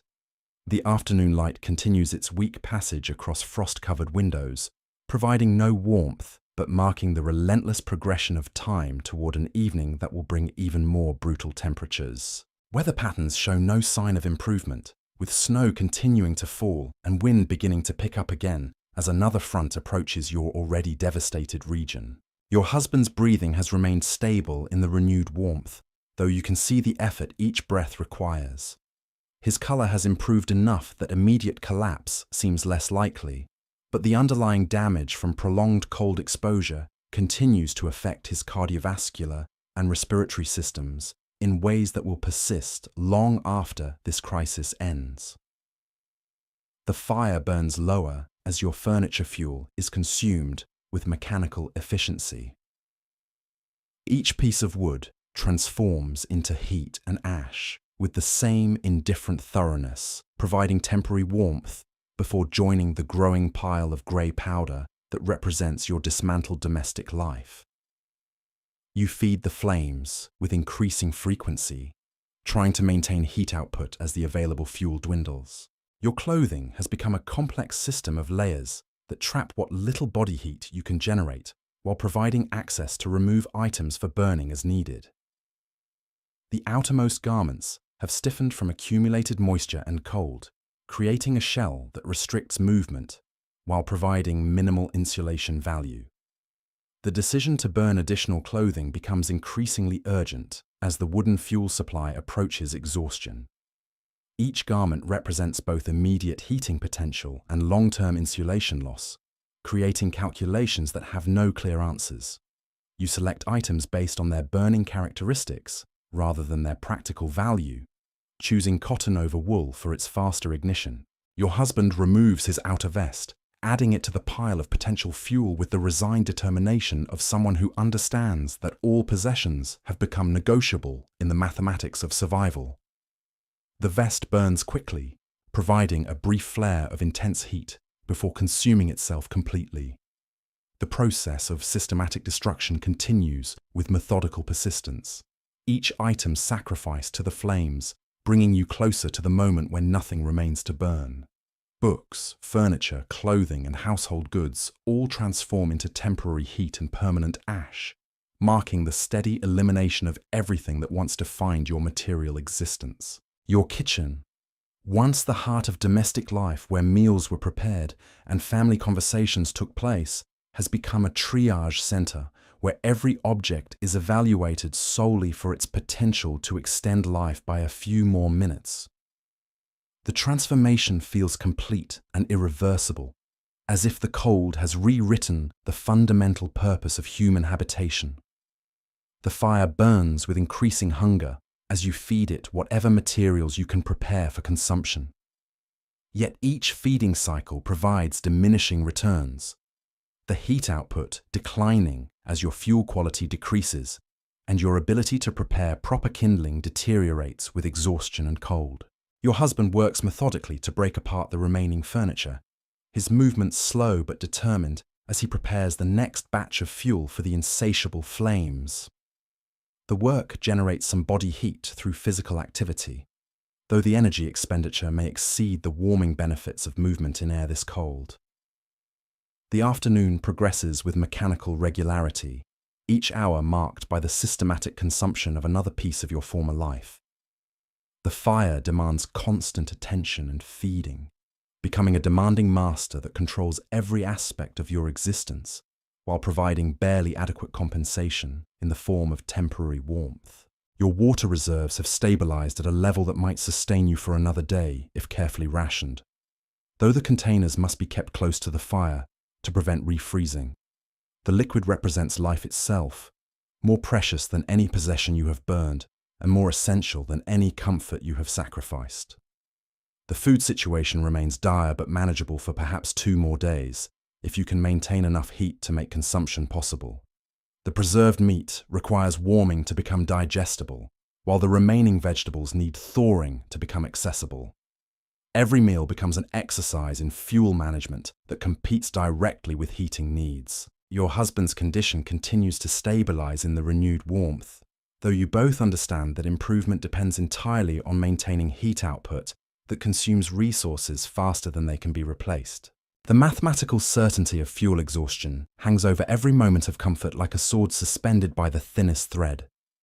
The house around you tells its own story of systematic surrender to impossible conditions.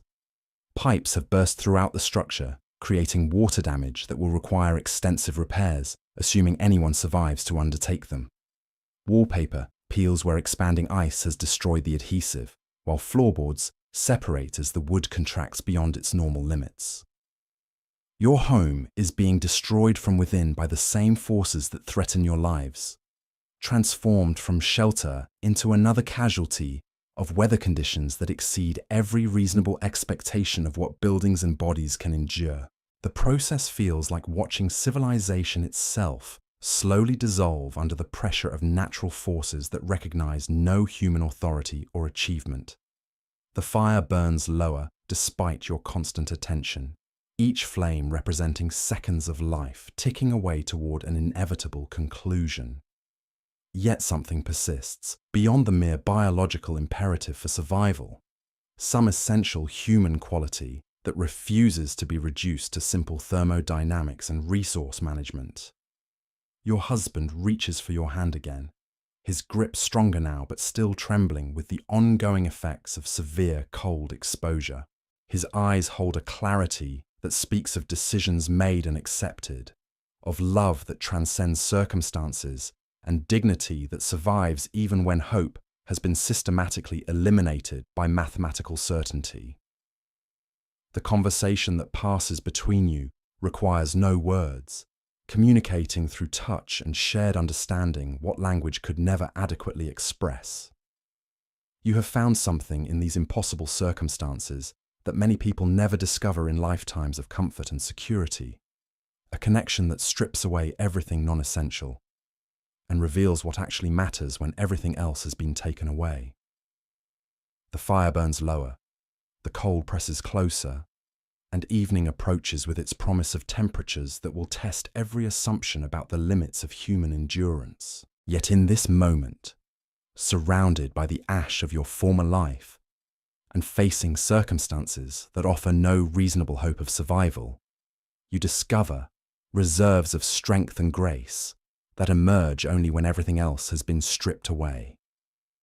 Your husband speaks softly about the morning sky he glimpsed during his desperate journey, how even through storm clouds and falling snow, he sensed something vast and beautiful beyond the immediate horror of your situation.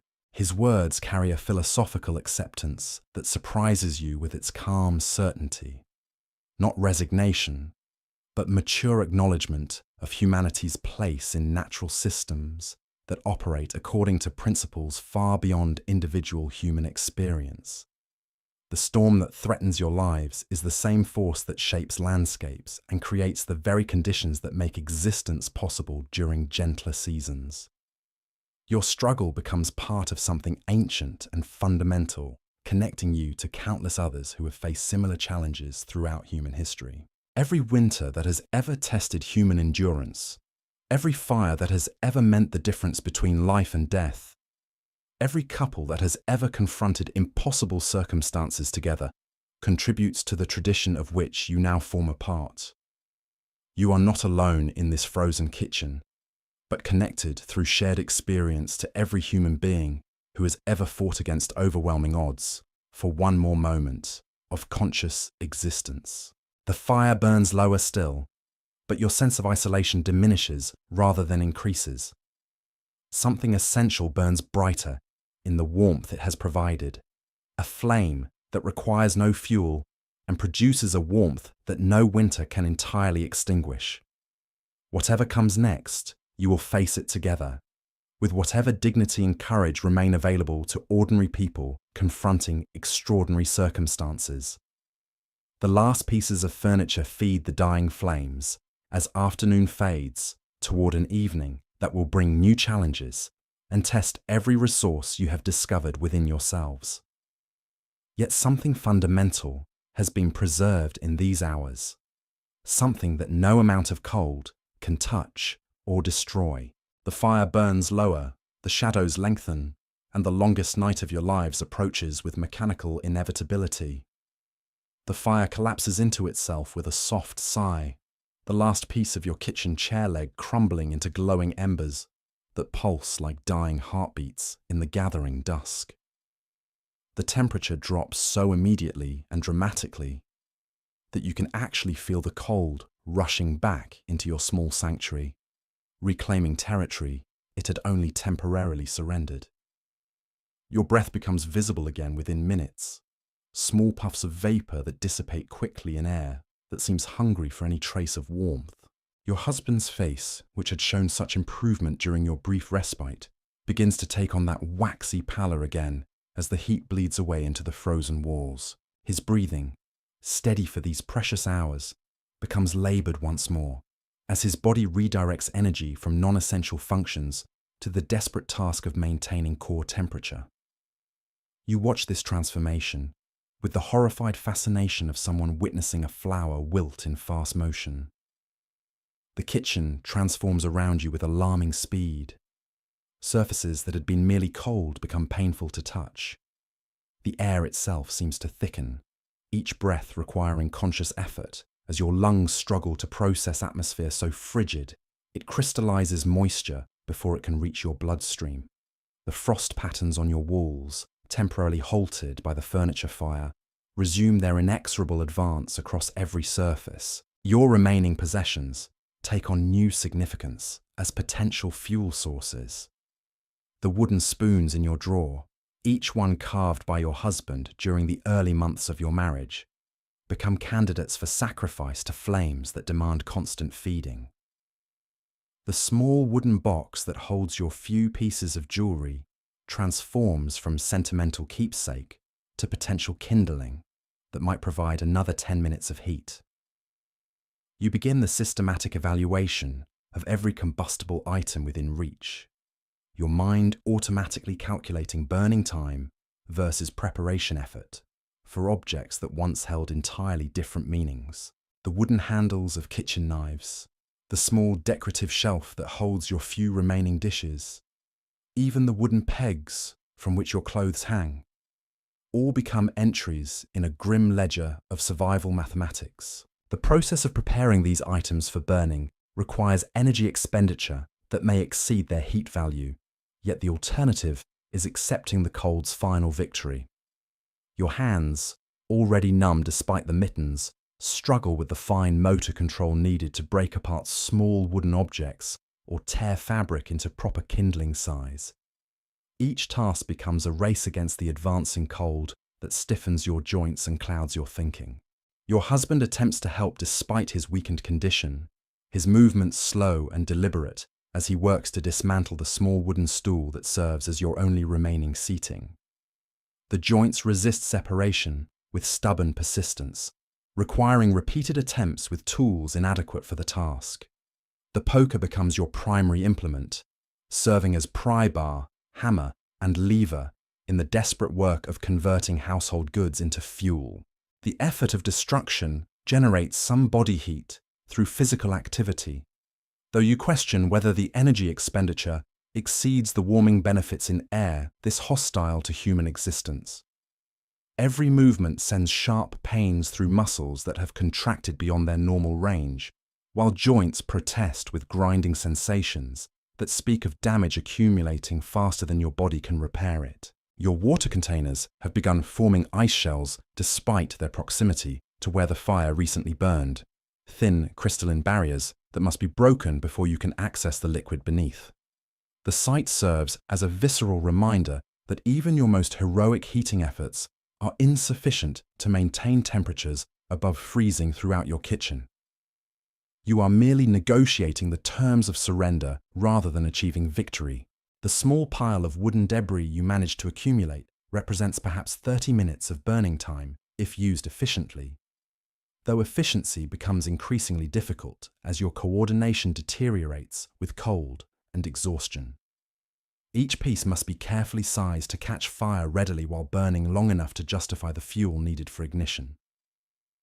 The calculations grow more complex as your available resources dwindle towards zero. Starting a new fire with your improvised fuel proves more challenging than anticipated. The wooden fragments, permeated with cold and moisture, resist ignition despite your careful preparation of paper kindling. The matches, already reduced to a precious few, become instruments too valuable to waste on unsuccessful attempts.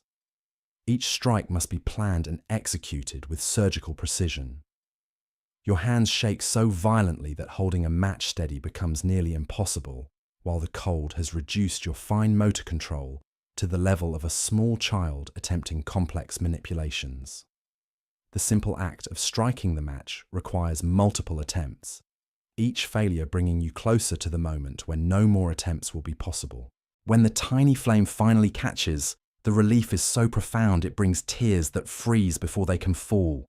The fire climbs eagerly through your paper kindling, consuming pages torn from the household ledger where you once recorded grocery purchases and social obligations that now seem to belong to another lifetime entirely. The flames spread to the wooden fragments with agonizing slowness, each piece requiring careful coaxing to maintain combustion. The heat output from your improvised fuel proves disappointingly brief and weak compared to the coal or proper firewood you had previously burned. The wooden handles and small furniture pieces consumed themselves with alarming speed, while producing barely enough warmth to be felt beyond arm's length from the stove. The mathematical reality becomes unavoidable. You are burning through resources faster than they can provide meaningful heat. Your husband manages to break apart one of the interior doors from the pantry, the destruction requiring enormous effort that leaves him gasping and trembling from exertion. The door panels provide more substantial fuel than your previous efforts, though the work of preparing them for burning consumes precious energy and exposes both of you to additional cold while the stove sits temporarily unfed. The doorwood burns more successfully than your smaller improvised fuel, producing flames substantial enough to create a small zone of relative warmth around the stove. Yet even this improved heating proves inadequate to restore the comfortable temperatures you had briefly enjoyed during your coal-fueled reprieve. The cold maintains its relentless pressure, requiring constant fuel input to achieve even minimal heat output. Your clothing has become a complex system of layers that must be constantly adjusted to balance insulation needs against the requirement for mobility in your fuel-gathering efforts. Each garment carries ice crystals from your breath and perspiration, creating a damp barrier that conducts heat away from your body while restricting the movement necessary for survival tasks. The decision to burn additional clothing becomes more urgent as your wooden fuel supply approaches exhaustion once again. The garments closest to your skin have absorbed moisture that would make them burn poorly, while outer layers provide insulation you can ill afford to sacrifice. The choice between immediate heat and continued protection represents another impossible decision in your growing collection of survival paradoxes. Your undergarments burn quickly when fed to the flames, producing brief flares of intense heat that feel almost violent in their sudden warmth before consuming themselves entirely. The cotton and linen transform into energy and ash with mechanical efficiency, providing moments of comfort that vanish as quickly as they appear, while permanently reducing your insulation capacity. The psychological weight of burning your clothes carries significance beyond their practical value, marking another step in the systematic elimination of everything that once defined your material existence. Each garment holds memories of social occasions, daily routines, and normal life activities that seem impossibly distant from your current circumstances. You are literally watching your former identity disappear into flames that provide barely adequate compensation. Your husband removes his remaining outer shirt, adding it to the fire with the resigned determination of someone who understands that all possessions have become negotiable in the mathematics of survival. The shirt burns more slowly than your undergarments, providing sustained heat that allows both of you to warm your hands directly over the flames for precious minutes before the fuel is consumed. The house continues its systematic surrender to forces beyond its design capacity, new sounds echoing through the structure as timber contracts past normal limits and joints separate under impossible stress. Somewhere in the walls, pipes burst with sounds like gunshots, adding water damage to the growing list of destruction that accompanies this unprecedented weather event. Your neighborhood has fallen into complete silence, broken only by the occasional crash of something collapsing under accumulated snow and ice. No voices call from neighboring houses, no footsteps crunch through the frozen streets, no signs of human activity penetrate the white wasteland that Manchester has become. The absence of familiar sounds creates an isolation so complete it feels like being the last people alive on Earth. The food in your pantry requires heating to become digestible, creating direct competition between nutrition needs and heating requirements that both draw from your dwindling fuel supply. Every meal becomes an exercise in resource allocation that sacrifices warmth for sustenance or accepts hunger to preserve heating capability. The calculations grow more desperate as both needs become increasingly urgent. Your remaining vegetables have frozen to the consistency of stones, requiring significant thawing before they can be prepared for consumption. The energy cost of rendering them edible may exceed their nutritional value, yet your body's demand for fuel to generate internal heat makes eating essential, despite the inefficiency of the process. The preserved meat provides better nutritional density, but requires careful warming to prevent digestive shock from consuming food at near-freezing temperatures. The process demands fuel allocation that directly reduces your heating capacity, while addressing hunger that weakens your ability to perform the physical tasks necessary for continued survival. Your water supply represents the most critical resource management challenge, requiring constant attention to prevent refreezing while providing the hydration essential for basic bodily functions. The containers must be rotated near your inadequate heat source to maintain liquid state, a process that competes directly with your need to warm food and maintain minimal air temperature. The evening approaches with mechanical inevitability, bringing the promise of temperatures that will drop even further below the already impossible levels you have been enduring. Night means longer hours of darkness during which your inadequate heating system must sustain life without the psychological comfort provided by even weak daylight filtering through frost-covered windows. Your husband's condition stabilizes at a level that suggests survival through the next few hours is possible, though his breathing remains labored and his color continues to show the grayish pallor of someone whose cardiovascular system is operating under extreme duress. The improvement during your heated periods demonstrates that recovery remains theoretically possible, but only if adequate warmth can be maintained for extended periods. The mathematical certainty of fuel exhaustion hangs over every moment like a countdown timer marking the approach of an inevitable conclusion. Every piece of wood burned, every garment sacrificed, every book page consumed, brings you measurably closer to the point where no combustible materials remain, and the cold will claim final victory over your desperate resistance. Yet something persists beyond mere biological survival instincts, some quality of human spirit that refuses to be reduced to simple resource management and thermodynamic calculations. Your husband reaches for your hand with fingers that tremble from cold and exhaustion, but still communicate tenderness along with determination. The gesture acknowledges both the gravity of your situation and the profound meaning found in facing whatever comes together. The conversation between you requires few words, communicating through shared understanding what language cannot adequately express about love that transcends circumstances and dignity that survives when everything else has been systematically stripped away by forces beyond human control. You have discovered resources within yourselves that emerge only when every external comfort has been eliminated, and raw existence becomes the only remaining concern. The fire burns lower with each passing minute, consuming your improvised fuel with the same mechanical efficiency that has characterized every stage of this ordeal. Each flame represents seconds of life ticking away toward an outcome that rational calculation suggests will arrive within hours rather than days. Yet rational calculation has proven inadequate to capture the full complexity of human response to impossible circumstances. Your small kitchen has become the entire universe, its boundaries defining the limits of warmth, safety, and hope in a world that has contracted to the size of heat radiation from a dying fire.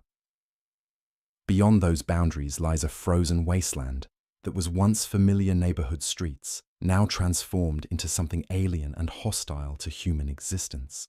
The snow continues falling outside your frost-covered windows, each flake adding infinitesimal weight to accumulations that have already buried the lower floors of buildings and eliminated every landmark that once made navigation possible.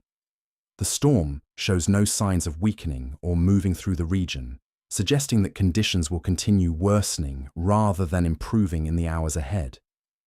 Your breathing has become labored not from exertion, but from the simple effort of processing air so cold it seems to freeze in your lungs before oxygen can enter your bloodstream. Each breath requires conscious attention and effort, transforming the most basic biological function into an active challenge that demands energy you can barely spare. The cold presses against your small zone of warmth with relentless persistence, probing for weaknesses in your defenses and gradually infiltrating despite every effort to maintain barriers against its advance. You can feel it creeping up through the floorboards, radiating from the walls, descending from the ceiling like an invisible tide that rises steadily toward the point where resistance becomes impossible. Your husband speaks quietly about practical matters, discussing the location of documents and possessions that might be important should anyone survive to deal with such concerns. His voice carries no despair or self-pity, only the calm efficiency of someone completing necessary tasks while time remains available. The conversation feels surreal given your circumstances, yet provides a framework for maintaining dignity and purpose when physical survival has become increasingly unlikely. The process of systematic destruction continues as you prepare the last combustible items within reach for feeding to flames that demand constant nourishment. Wooden picture frames, the handles of kitchen implements, even the thin wooden backing of your small mirror become candidates for conversion into brief moments of heat that may extend your existence by precious additional minutes. Each item sacrificed carries memories and associations that once provided psychological comfort and social identity, now reduced to simple calculations of burning time versus preparation effort. The transformation feels complete and irreversible, as if the cold has rewritten the fundamental purpose and meaning of every object in your domestic environment. Your hands have lost so much sensation that determining the texture and temperature of objects requires visual confirmation rather than tactile feedback. The progression of numbness creeps steadily up your arms despite every effort to maintain circulation through movement and proximity to your inadequate heat source. The loss of fine motor control makes every task increasingly difficult and dangerous. The fire burns with desperate hunger as you feed it whatever materials you can prepare for consumption, yet the heat output continues to diminish as fuel quality decreases and your ability to maintain proper combustion deteriorates with exhaustion and cold. The flames seem to mock your efforts, consuming everything you can provide while offering barely adequate compensation in return. Your kitchen window reveals a world that has moved beyond winter into something altogether more alien and hostile. The familiar geometry of streets and buildings has been erased by snow accumulations that create smooth, undulating surfaces bearing no resemblance to human habitation. The transformation feels permanent rather than temporary, as if this frozen wasteland represents a new reality that will persist long after any individual survival concerns have been resolved. The silence outside has become so complete that your own heartbeat sounds unnaturally loud in your ears, each pulse echoing through your consciousness like a drum marking time toward an inevitable conclusion. Yet within that silence, something else emerges, a quality of attention and presence that belongs only to moments when every non-essential concern has been stripped away by circumstances that demand complete focus on immediate existence. Your husband's eyes hold a clarity that speaks of acceptance without surrender, of love that requires no future to justify its present reality, of dignity that persists even when hope has been mathematically eliminated. The expression communicates more than words could convey about what matters when everything else has been taken away by forces beyond human authority or influence. The fire burns lower, the shadows deepen, and night approaches with its promise of temperatures that will test every assumption about the limits of human endurance. Yet something essential has been preserved in these hours of desperate struggle, something that no amount of cold can touch or destroy completely. The last pieces of improvised fuel feed the dying flames as evening settles over a Manchester that has become unrecognizable beneath its burden of snow and ice. Whatever comes next, you will face it together, with whatever strength and grace remain available to ordinary people, confronting circumstances that exceed every reasonable expectation of what human beings should be required to endure. The fire burns lower still, but something else burns brighter in the warmth it has briefly provided, a flame that requires no external fuel and produces a heat that transcends mere temperature. The longest night of your lives approaches with mechanical inevitability, carrying challenges that will demand every resource you have discovered within yourselves, and perhaps some you have yet to find. The coals settle into their final arrangement with whispers that sound like prayers, each spark a reminder that even in the face of overwhelming darkness, light continues to exist for those who have learned to see it in places where logic suggests none should remain. The embers fade to black ash, their final glow extinguished like hopes that once seemed reasonable. The darkness that follows is not merely absence of light, but presence of something far more sinister. Cold rushes into your kitchen with the enthusiasm of a predator, finally claiming its territory, transforming the air itself into something that burns your throat and sears your lungs with every desperate breath. Your husband's hand in yours grows slack, though whether from unconsciousness or something worse, you cannot determine in the absolute blackness that has swallowed your world. His breathing, when you press your ear close to his mouth, comes in shallow gasps that create barely perceptible wisps of warmth against your frozen cheek. The sound terrifies you more than complete silence would, suggesting a body fighting battles it cannot possibly win. The temperature plummets with such velocity that you can actually feel it happening, a physical sensation like being pressed deeper and deeper into icy water. Your clothing, already inadequate, becomes a cruel joke as the fabric stiffens into an armor that restricts movement while providing no protection whatsoever against the advancing cold that seems to have weight and intention. Moving requires planning now. Each shift of position must be calculated to minimize heat loss while accomplishing whatever task demands attention. The simple act of reaching for the water container becomes an expedition fraught with risk, your arm exposed to air so hostile that skin begins numbing within seconds of leaving the inadequate shelter of blankets. The water has begun its inevitable transformation back to ice, thin crystals forming around the edges, despite every precaution you had taken to preserve it in liquid form. The sight represents more than inconvenience.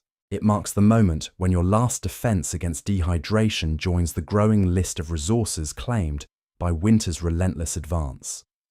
Your throat burns with thirst, yet consuming the partially frozen water sends shockwaves through your system that seem to drain more energy than the hydration provides. Each swallow becomes a conscious decision, weighing immediate need against the systemic cost of introducing near-freezing liquid into a body already struggling to maintain core temperature.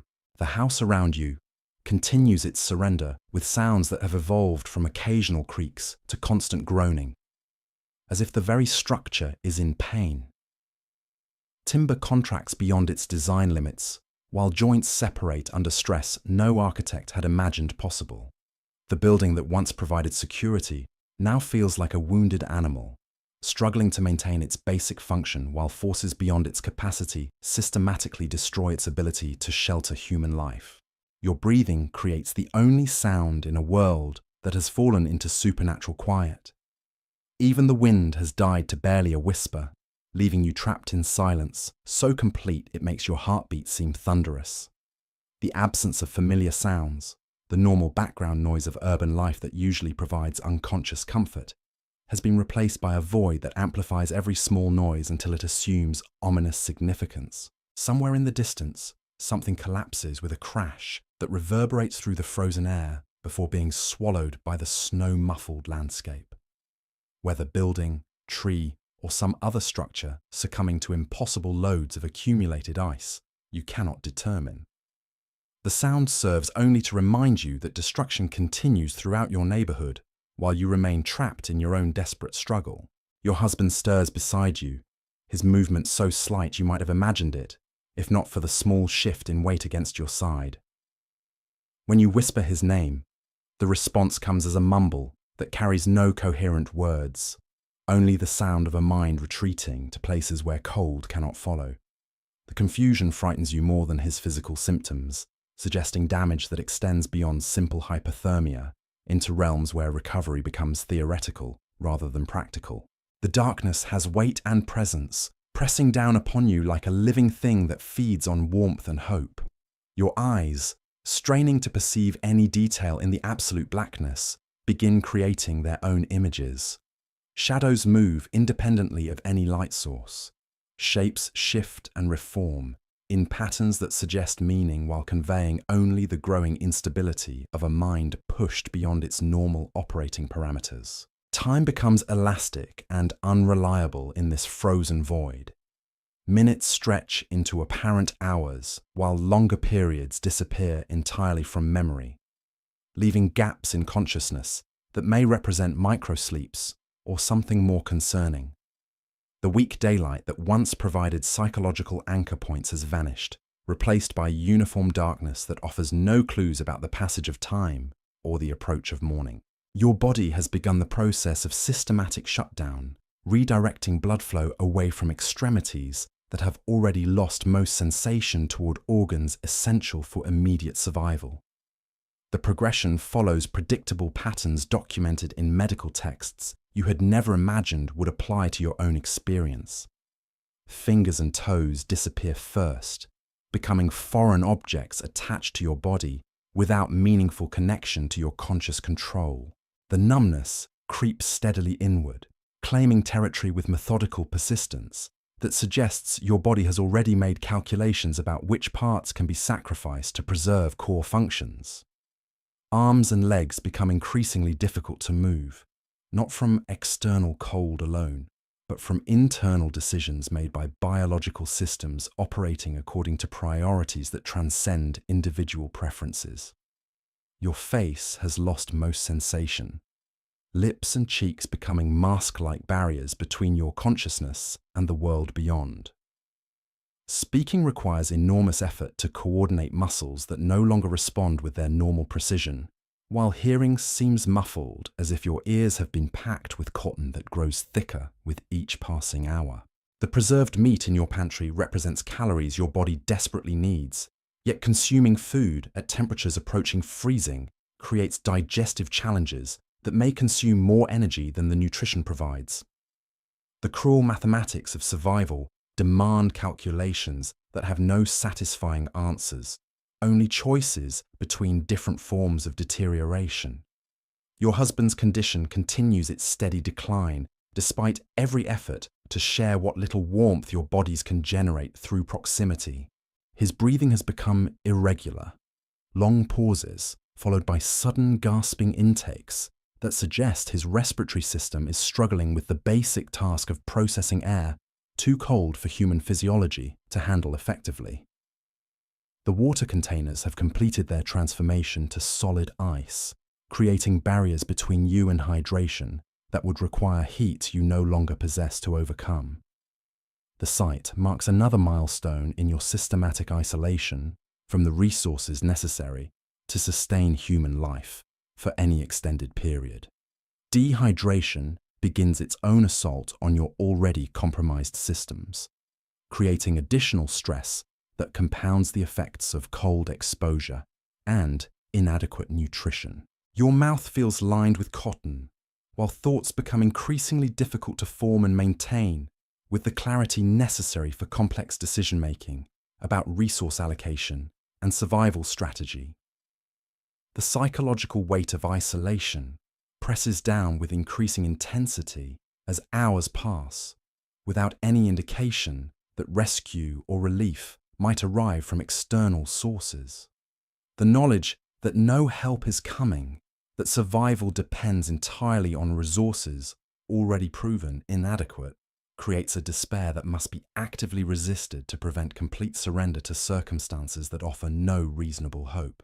Your small kitchen has contracted to the size of the area within arm's reach of where you lie, everything beyond that boundary belonging to a hostile world where human life cannot be sustained. The familiar objects of domestic life, visible now only in memory, have been transformed into alien artifacts from a civilization that once existed but seems as distant as ancient history. The floorboards beneath your makeshift bed radiate cold with such intensity that they seem to actively draw heat from your body, rather than simply lacking warmth. The sensation suggests that the very structure of your home has become an enemy, aligned with the winter forces that seek to eliminate any trace of human warmth or comfort from this frozen landscape. Your clothing has become a complex system of frozen barriers that restrict movement, while failing to provide meaningful insulation against temperatures that exceed the design parameters of any fabric intended for human comfort. Each layer carries accumulated ice from your breath and perspiration, creating damp surfaces that conduct heat away from your skin with mechanical efficiency. The decision about whether to attempt sleep becomes another impossible calculation, weighing the body's need for rest against the very real possibility that unconsciousness might prove permanent under these conditions. Sleep requires metabolic changes that could prove fatal when core temperature has already dropped to levels that challenge basic cellular function. Your husband's hand has grown cold in yours, despite every effort to maintain circulation through gentle massage and shared body heat.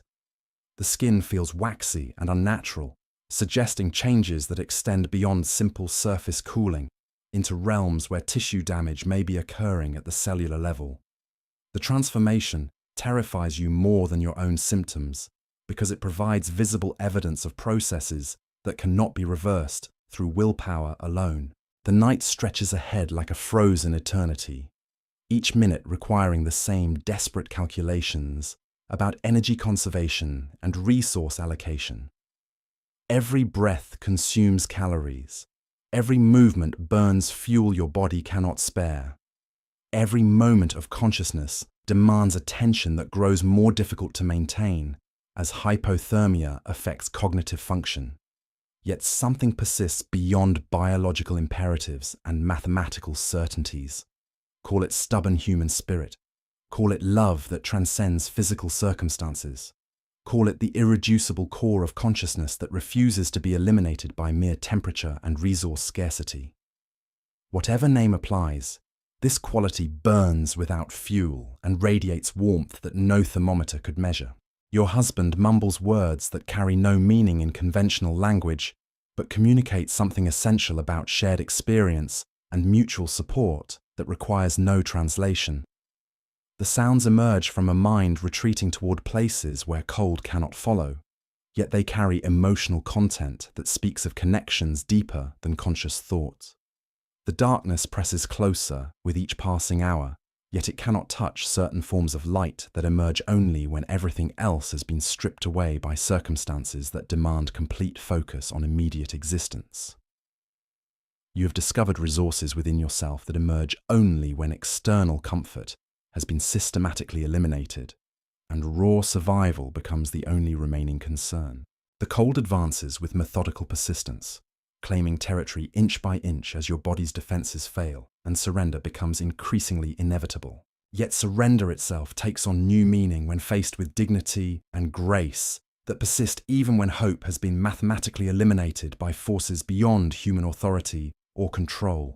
The longest night continues its relentless progression toward a dawn that may never arrive for two people who have found something precious in the systematic destruction of everything they once believed necessary for happiness or meaning.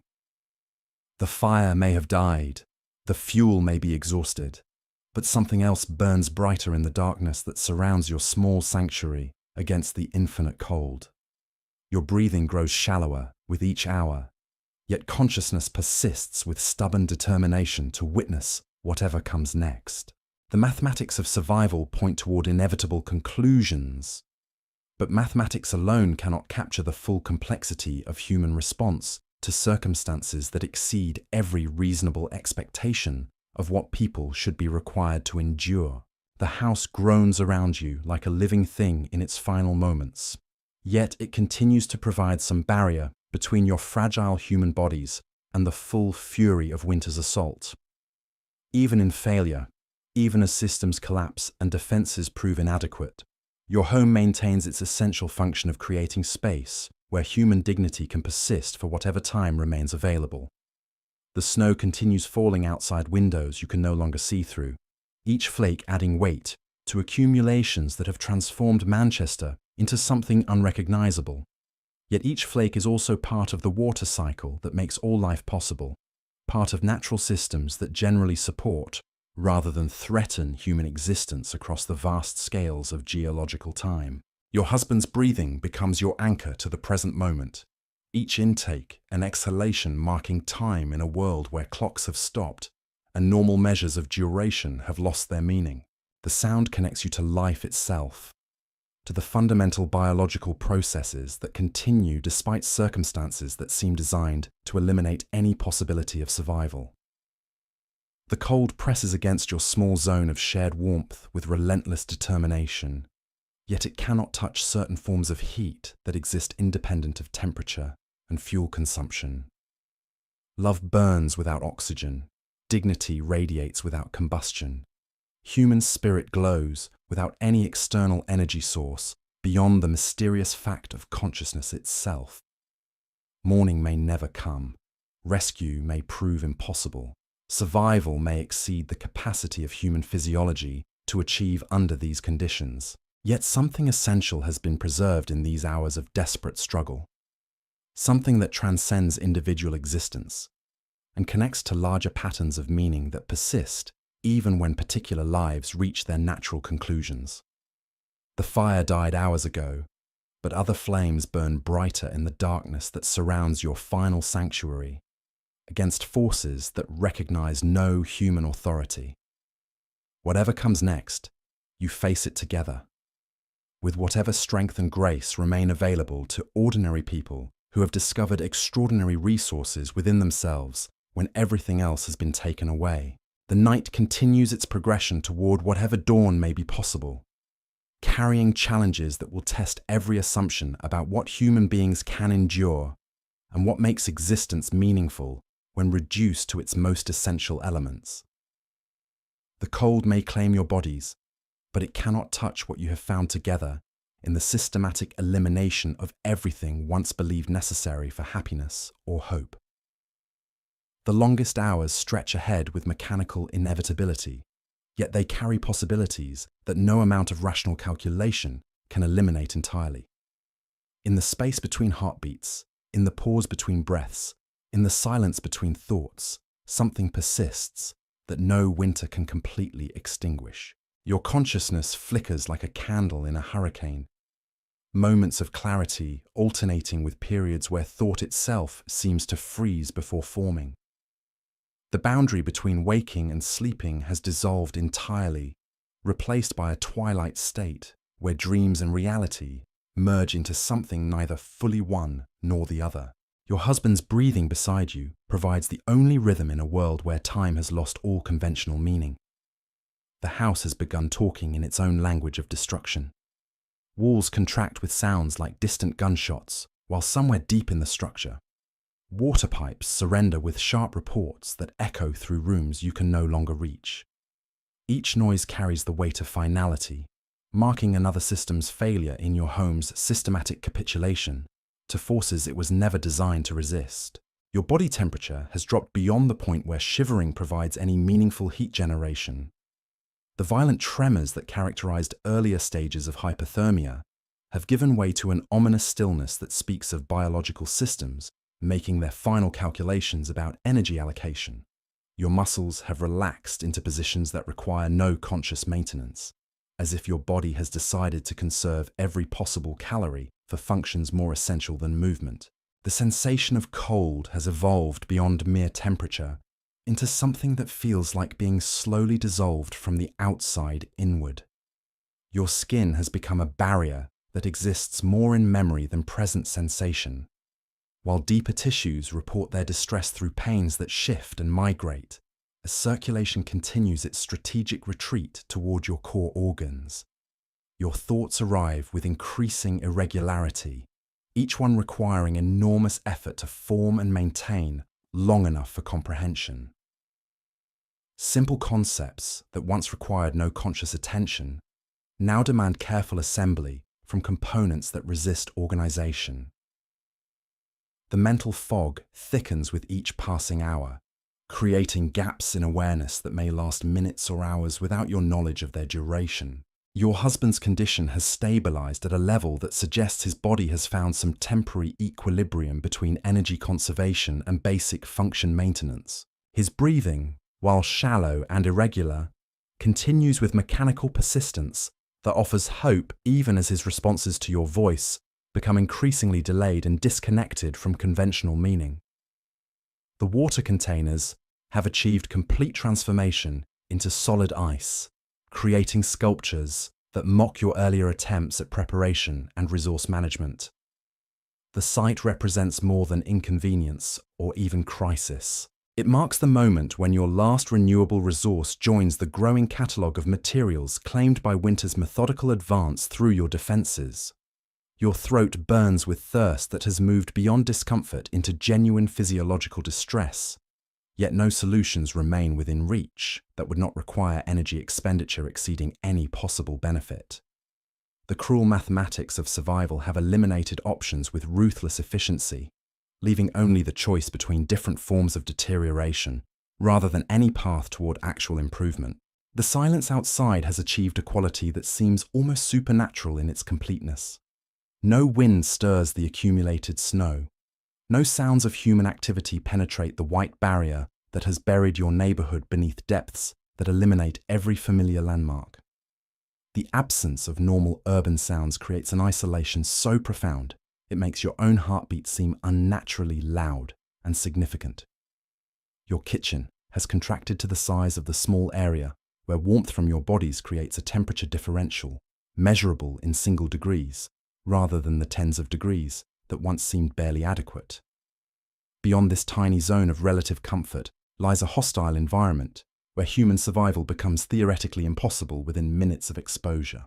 The familiar objects of domestic life have transformed into alien artifacts from a civilization that seems impossibly distant despite existing mere days ago.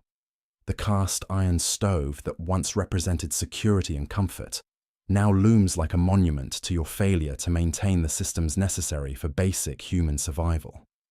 Its cold metal surface radiates hostility with the same intensity it once provided life-sustaining warmth. Your clothing has become a complex archaeological record of your struggle, each layer telling the story of decisions made under increasingly desperate circumstances. Ice crystals form elaborate patterns where your breath has frozen against fabric surfaces, creating beautiful formations that serve as visible proof of your body's ongoing attempts to maintain basic metabolic functions. The psychological challenge of maintaining any form of hope becomes as difficult as the physical demands of survival itself. Every rational calculation points toward inevitable conclusions that no amount of wishful thinking can alter. Yet some primitive part of consciousness continues searching for solutions that logic knows cannot exist within your current parameters of possibility. Your husband speaks occasionally in fragments that carry emotional weight despite their lack of conventional meaning. The words emerge from increasingly deep levels of consciousness, where language serves different purposes than communication of practical information. The sounds comfort you more than their content, representing proof that essential humanity persists even as cognitive function deteriorates under impossible stress. The progression of hypothermia follows patterns documented in medical literature you had never imagined would apply to your own experience. Each stage arrives with predictable symptoms that mark your body's systematic preparation for shutdown. Biological processes following ancient protocols designed to preserve life for as long as physically possible under conditions that exceed normal survival parameters. Your extremities have progressed beyond numbness into complete sensory absence, becoming foreign objects attached to your body without meaningful connection to conscious control. The progression follows predictable patterns as circulation retreats toward organs essential for immediate survival, abandoning territory that can be sacrificed to maintain core functions for additional precious hours. The darkness has weight and presence that presses against your consciousness with increasing intensity as hours pass without any external stimulation to anchor your awareness to conventional reality. Visual hallucinations begin at the periphery of vision, shadows that move independently and shapes that suggest meaning while providing only evidence of a mind operating beyond its normal parameters. Time becomes elastic and unreliable in this sensory void, where normal anchors for measuring duration have disappeared entirely. Minutes stretch into subjective hours, while longer periods vanish from memory without leaving traces of their passage. The weak daylight that once provided psychological comfort has been replaced by uniform darkness that offers no clues about temporal progression or the possibility of eventual dawn. Your breathing creates the only reliable rhythm in a world where heartbeat has become irregular and thoughts arrive without predictable sequence. Each inhalation requires conscious effort as your respiratory system struggles to process air so cold it seems to crystallize before reaching your bloodstream. The simple act of maintaining basic life functions demands attention that once occurred automatically below the threshold of awareness. The house continues its systematic surrender with sounds that have evolved from occasional protests to constant adjustment as materials contract beyond their design specifications. Joints separate under stress no architect had anticipated, while structural elements shift in ways that suggest permanent damage, accumulating faster than any repair process could address even under normal circumstances. Your husband's hand in yours has grown cold despite every effort to maintain circulation through gentle massage and shared body heat. The skin feels different in ways that suggest changes occurring at cellular levels where damage may be accumulating beyond the reach of simple warming techniques. The transformation frightens you more than your own symptoms because it provides tangible evidence of processes that cannot be reversed through determination alone. The food in your pantry represents calories your body desperately needs, yet accessing and consuming nutrition at these temperatures creates challenges that may consume more energy than the sustenance provides. The mathematics of survival offer no satisfying solutions, only choices between different forms of resource depletion that all lead toward the same inevitable conclusions. Your mouth has become lined with what feels like cotton, saliva production reduced to levels that make swallowing difficult, even when liquid remains available. Dehydration compounds the effects of hypothermia and malnutrition, creating cascading failures in biological systems that depend on adequate hydration for basic cellular function. The progression follows predictable patterns that accelerate as multiple stressors interact in ways that exceed your body's capacity for adaptation. The floorboards beneath your makeshift bed conduct cold with such efficiency that they seem to actively draw heat from your body rather than simply lacking warmth themselves. The sensation suggests that every surface in your home has become aligned with winter forces that seek to eliminate any trace of human comfort or survival from this frozen landscape that was once a neighborhood where ordinary people lived ordinary lives. Your consciousness flickers between present awareness and places where cold cannot follow, internal landscapes where warmth exists, independent of external temperature and fuel consumption. These mental refuges become increasingly attractive as physical circumstances deteriorate beyond any reasonable hope of improvement through available resources or human effort alone. The night progresses with mechanical inevitability toward whatever dawn may be possible under conditions that have moved beyond normal weather into realms where human survival becomes theoretical rather than practical.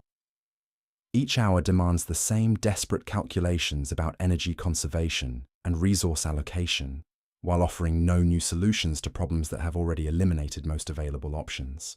Your husband's breathing provides anchor to immediate reality, even as his responses to external stimuli become increasingly disconnected from conventional patterns of communication and awareness. The sounds he makes carry emotional content that transcends language, representing something essential about shared experience that requires no translation or conscious interpretation to communicate its fundamental meaning. The cold presses against your small zone of shared warmth with relentless determination, yet it cannot touch certain forms of heat that exist independent of measurable temperature. Love radiates without fuel consumption. Dignity glows without combustion. Human spirit burns with flames that require no oxygen or combustible materials to maintain their essential brightness in darkness that has weight and presence. Your body has begun processes that prepare for conclusions your mind refuses to accept. Biological systems following protocols that prioritize species survival over individual continuation when resources become inadequate to maintain both possibilities simultaneously. The progression follows patterns older than consciousness itself, ancient wisdom encoded in cellular memory that operates according to priorities that transcend personal preferences about outcomes. The house groans around you like a wounded animal in its final moments, yet it continues providing some barrier between your fragile human bodies and the full fury of atmospheric conditions that exceed every reasonable expectation of what domestic architecture should be required to withstand. Even in systematic failure, your home maintains its essential function of creating space where human dignity can persist for whatever time remains available under impossible circumstances. The silence has achieved qualities that seem to exist beyond mere absence of sound, creating presence that fills available space with attention so complete it makes your heartbeat seem thunderous in comparison. The void, where familiar urban sounds once provided unconscious comfort, has been replaced by something that amplifies every small noise until it assumes significance that extends far beyond its practical importance for survival planning. Your thoughts arrive with decreasing frequency and increasing difficulty, each one requiring assembly from components that resist organization into coherent patterns. The mental fog thickens with each passing hour, while gaps in awareness may represent microsleeps or something more concerning about cognitive function under stress that exceeds normal human experience by orders of magnitude that eliminate meaningful comparison to previous challenges.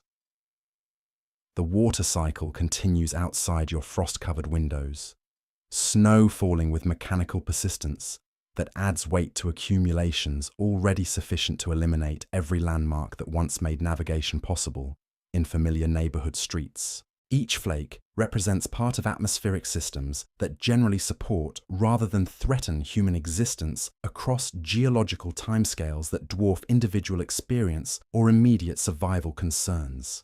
Your breathing becomes increasingly labored as your respiratory system struggles with basic tasks that once required no conscious attention or energy allocation. The simple act of processing air too cold for human physiology demands resources your body can barely spare while providing oxygen absorption that decreases as core temperature drops beyond optimal ranges for cellular function and metabolic efficiency.